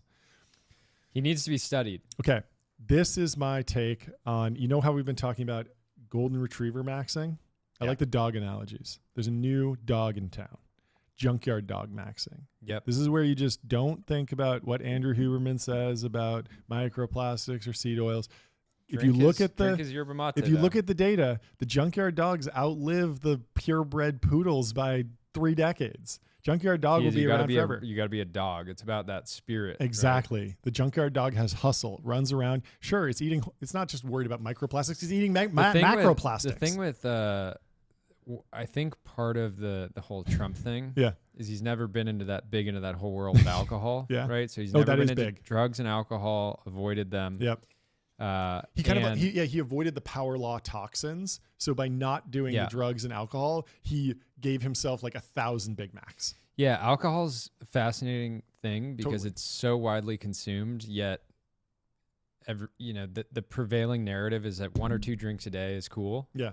Which we don't, that's like the dominant narrative around alcohol consumption. And clearly you can have 1 or 2 drinks a day and be fine generally. Yeah. But how does it affect your energy levels later into life? How does it affect your, wit and mental acuity later in life? Even, energy levels during, as an adult, haven't been big into alcohol and I prefer to either have like 10 drinks or almost none. Or maybe some champagne on the show. We have a big milestone coming up. I'm looking forward to that. But I notice that alcohol for me is not about the energy level loss the next day or the hangover, but it's this multi-day drop in my sort of general energy levels because you just poisoned yourself lightly and the body's pretty capable of detoxifying, but you got to stick to Dom and you got to only consume it when you are celebrating, but specifically celebrating exponential growth. Yeah. Because unless you're truly accelerating in an insane way, you're not going to be drinking it every day. Yeah. And so, it's so funny. If we had the double rule set up for Banger Archive, we'd be daily drinking. It's rough. But I mean, seriously, it's so funny when I wake up and I'm like, oh, got to drink a bottle of Dom at work today. But it's like, it's 2 glasses of champagne and I do that like every month. Like that's probably fine. Speaking of alcohol, let's go to Pavel Asparuhov. He says, drinking alcohol may be bad for you, but having some brews with my boys is definitely good for me. Very relevant. Very relevant. And then Juwan from Ramp says, nothing beats the pure joy of slamming a pitcher with the dudes on a sticky table. It's true. Been there. It's true. And you can always cut back at a certain point, switch to Dom. We got a quick shout out from our friend Tyler Cosgrove. He says, got to give a shout out to Boom Supersonic.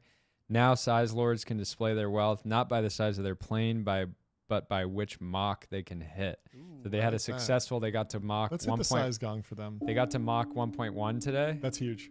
Massive. Love it. and a big win for all the investors that decided to triple down. Oh yeah, it was that recently. crazy recap, but they got through it, which is great. You love Huge to see win. it. Amazing. We need to be going Mach 5 to France Yep. to negotiate. Let's go over to old Paddy Collison at Stripe Press. The Irish lads are at it again. Stripe Press has been on a tear. Ben Blumenrose says Stripe Press sold 1,000 books a day last year. That's about $25K per day, over $9 million a year off of 16 books. Incredible work, and shows what you can do when high quality product meets distribution. Let's go. Sizegong for $9 million in books too. Yep. I like that. That's great.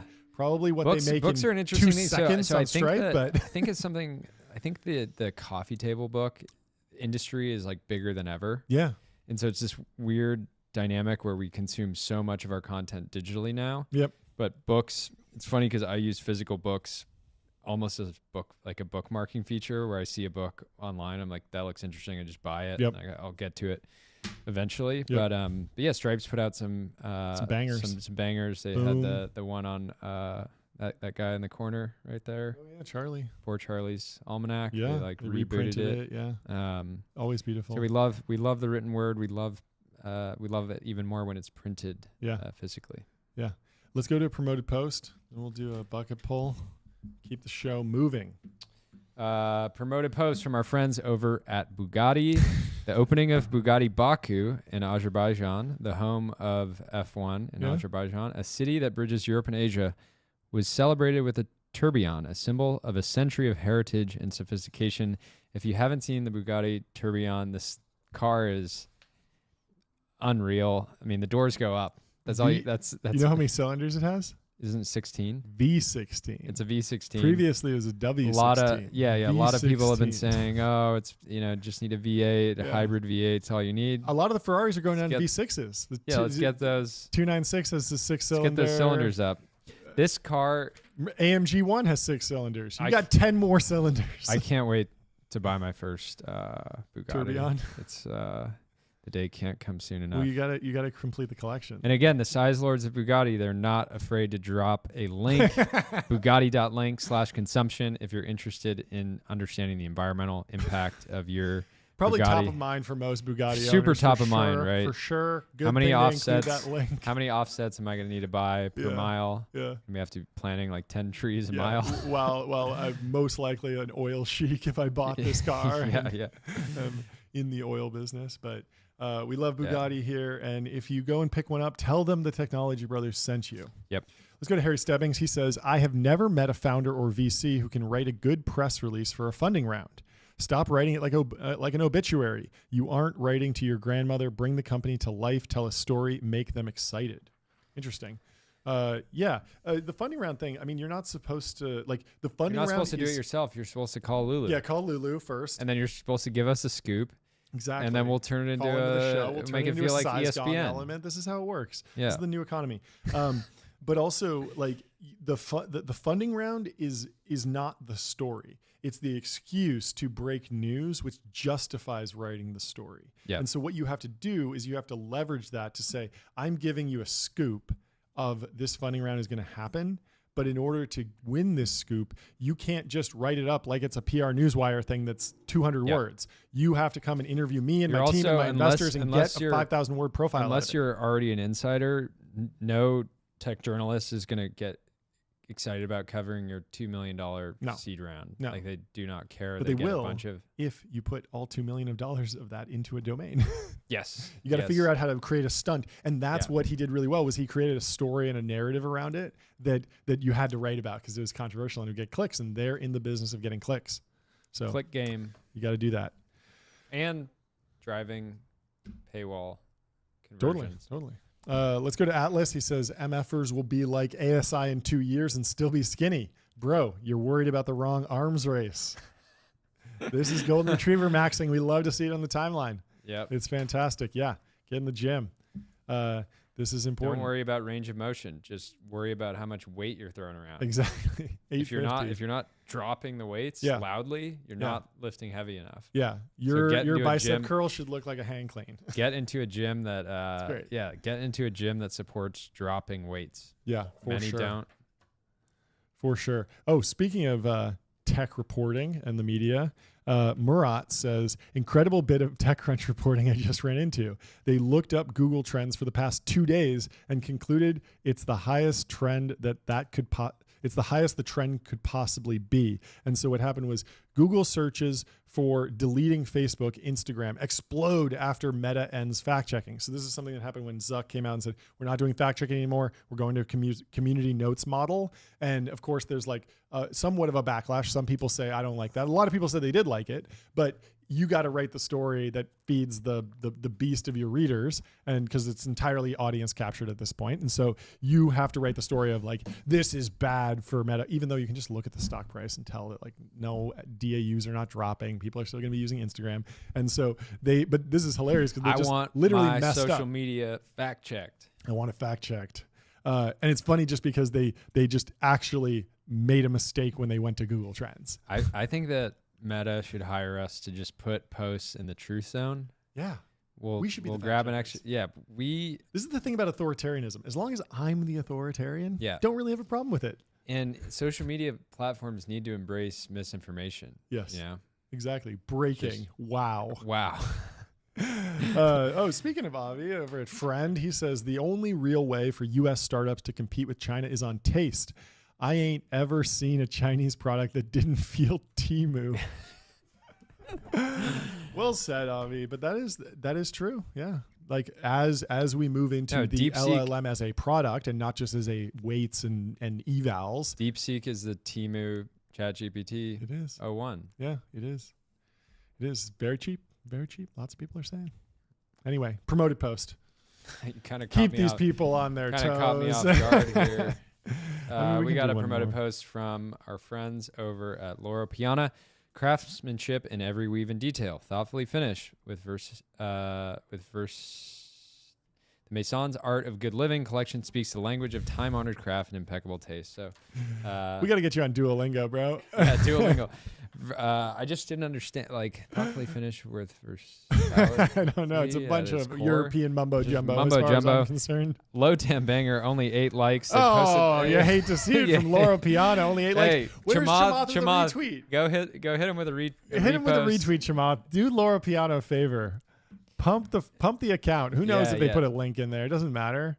Get it going. Quote tweet it. They hit him with a hashtag. It's funny that these companies they insist on hitting a hashtag in a post about their own company thing from Laura Piana. Yeah, why are they doing this?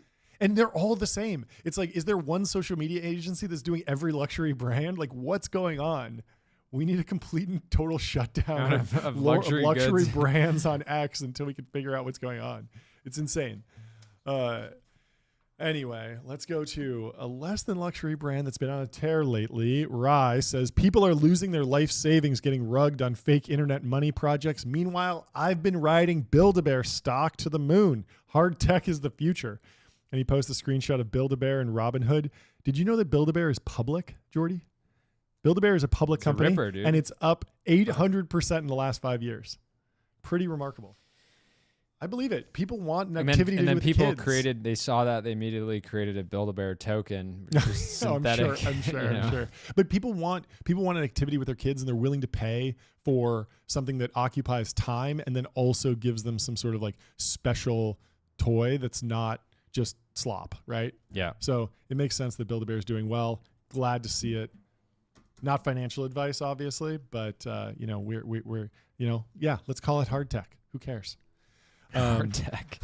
We should check out Build-A-Bear. Yeah, we should. Theoretically, going to Build-A-Bear. We should do a deep dive. I want to know, like, who is the founder of this company? How they build this thing? Like, it's pretty crazy that such a simple idea could become a public company that's up 800% in 5 years. Like that, something went right. Well, like, the Build-A-Bear founder knows something. So you have to imagine that they got destroyed with COVID.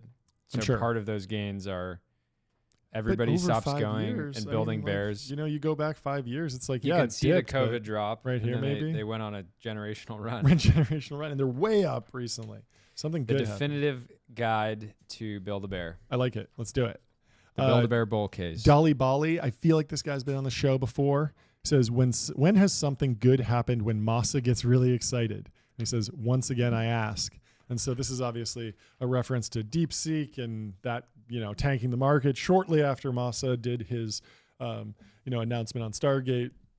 Kind of a good post, but I think the silly. thing Who is knows? Satya is still going to be spending $80 billion a year, even with the DeepSeek news. Yep. As things, yesterday was a terrible day to be unfamiliar with Jevons paradox. Yep. Many clearly were. Yep. And not our audience, Nope. but many normies out there. Yeah. Very unfamiliar with that paradox. And we're just going to keep using more compute until we're all just paper clips. And I did see a post that after the markets crashed, there was a lot of equity research discussion and expert calls that happened to the hyperscalers asking are you going to change your GPU buying plan? And they all said no. So I bought NVIDIA on public yesterday. Yeah.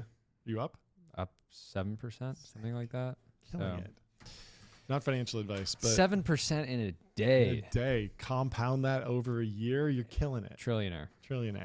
Logan Bartlett says, it's amazing how Apple continues to innovate, democratizing mobile music players, iPod 2001. The most elegant smartphone experience, iPhone 2007. Mainstream cordless headphones, AirPods 2016. AI that makes the product experience worse, Siri 2011. Apple Intelligence 2024. Apple Room Temp. Apple Room Temp. Get it together, Apple. Get it together. It's got to get better. It's so bad. I had a recent oh my God, this is so un-Apple and so bad experience. So they obviously voice generation is completely commoditized. You have 11 labs. There's 1 million models that do it very well. OpenAI has a fantastic model. It's very easy to train a model on a ton of voice data. And then Delphi can clone our voices, right? Startups can do this, with way less money than Apple, right? And so it's easy to create a voice that is, good. Yeah. And so when you go into Safari on an iPhone and you click on the reader view, it will take away all the ads. It's very nice. You can actually read the article cleanly. And there's a button now that you can say, listen to this article. And it plays a pretty decent voice. It's not state of the art. It's okay. It's not good. It's not good, but it's not bad.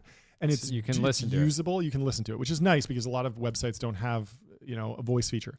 But sometimes that's broken. Sometimes the reader view is broken and it only shows you a third of the article. Even if you're logged in, there's some sort of paywall thing. It's broken. And so does Ben know he's just listening to music with? Yeah, Ben, is that loud? Ben, are you good? We can hear that. Oh, it's outside? Yeah. Oh, weird. Okay. We got some noise outside the studio in downtown LA today. Anyway, so sometimes the reader view is broken, and when it's broken, you can still swipe down with 3 fingers to do the voice version of. Oh, it's my backpack. That's funny. Is that how did that happen with that phone? I have a phone in there. Weird. That's very odd. Okay, thank you. Very weird. I don't know what's going on with the phone. Anyway, so you can swipe down with 3 fingers to do it's like a assistance feature for people that are, I think, blind, and it will read anything on the text. It's a screen reader. It reads it all in a voice, and that voice is still on the old model, so it's completely impossible to use. And it's Crazy. Just how do they not think to also update all the voices at the same time? The latency with Siri is insane. Yeah, it's terrible. Anyway, let's Some people were giving. I think it was Signal who was giving Apple, Apple yesterday had to be pretty. Signal was saying they have to be pretty happy right now. They didn't spend on CapEx. They just sort of waited to see how the market would play out. They already have all the distribution. Yeah. So we'll see how it plays out for them. Okay, we need a collective effort to get smart people working at Apple again. Seriously, because they have such a lock-in. You can't just count on. You can't leave. Yeah. So you got to make it better. Yeah. So we got to push people to go there. So if you're a cracked engineer, go work at Apple and go founder mode. Please go founder mode fix at Apple. It's rough. Do we have any more promoted posts? No. Let's just close out with Near. Near says, love how finance reporting found that that they can phrase everything in terms of market cap to get technically accurate headlines like trillions of dollars violently wiped out from the market forever, when the reality is, e.g. today, that NASDAQ is at the price from 10 days ago. That's hilarious. I didn't realize that. It's only been 10 days of gains wiped out. You hate to see it, though. It's still sad, Near. And still leaves us looking for a bull market somewhere. Well, that's our show. Thanks for tuning in. Thank you. Tuned in live. Thanks for listening. Very first if you're live on your show. Podcast First of tens of thousands. Tens of thousands. We'll be doing this for decades. And go leave us a 5-star review on Apple Podcasts or Spotify. Put an ad read in your review. We'll read it on the show. DM us bangers for Banger Archive. Apply to PMF or die. Send us questions in the DM. We'll answer them on the show. Mail us stuff. Whatever you want to do. The day's almost over on the East Coast. It's almost 5 o'clock. Well, actually, it's past 5. Okay. But that's not an excuse to stop creating value. So whether you're on the West Coast, the East Coast, or at the Bugatti in Baku, Azerbaijan, day's not over. The show's over, but the day's not over. We'll see you tomorrow. Thanks for watching.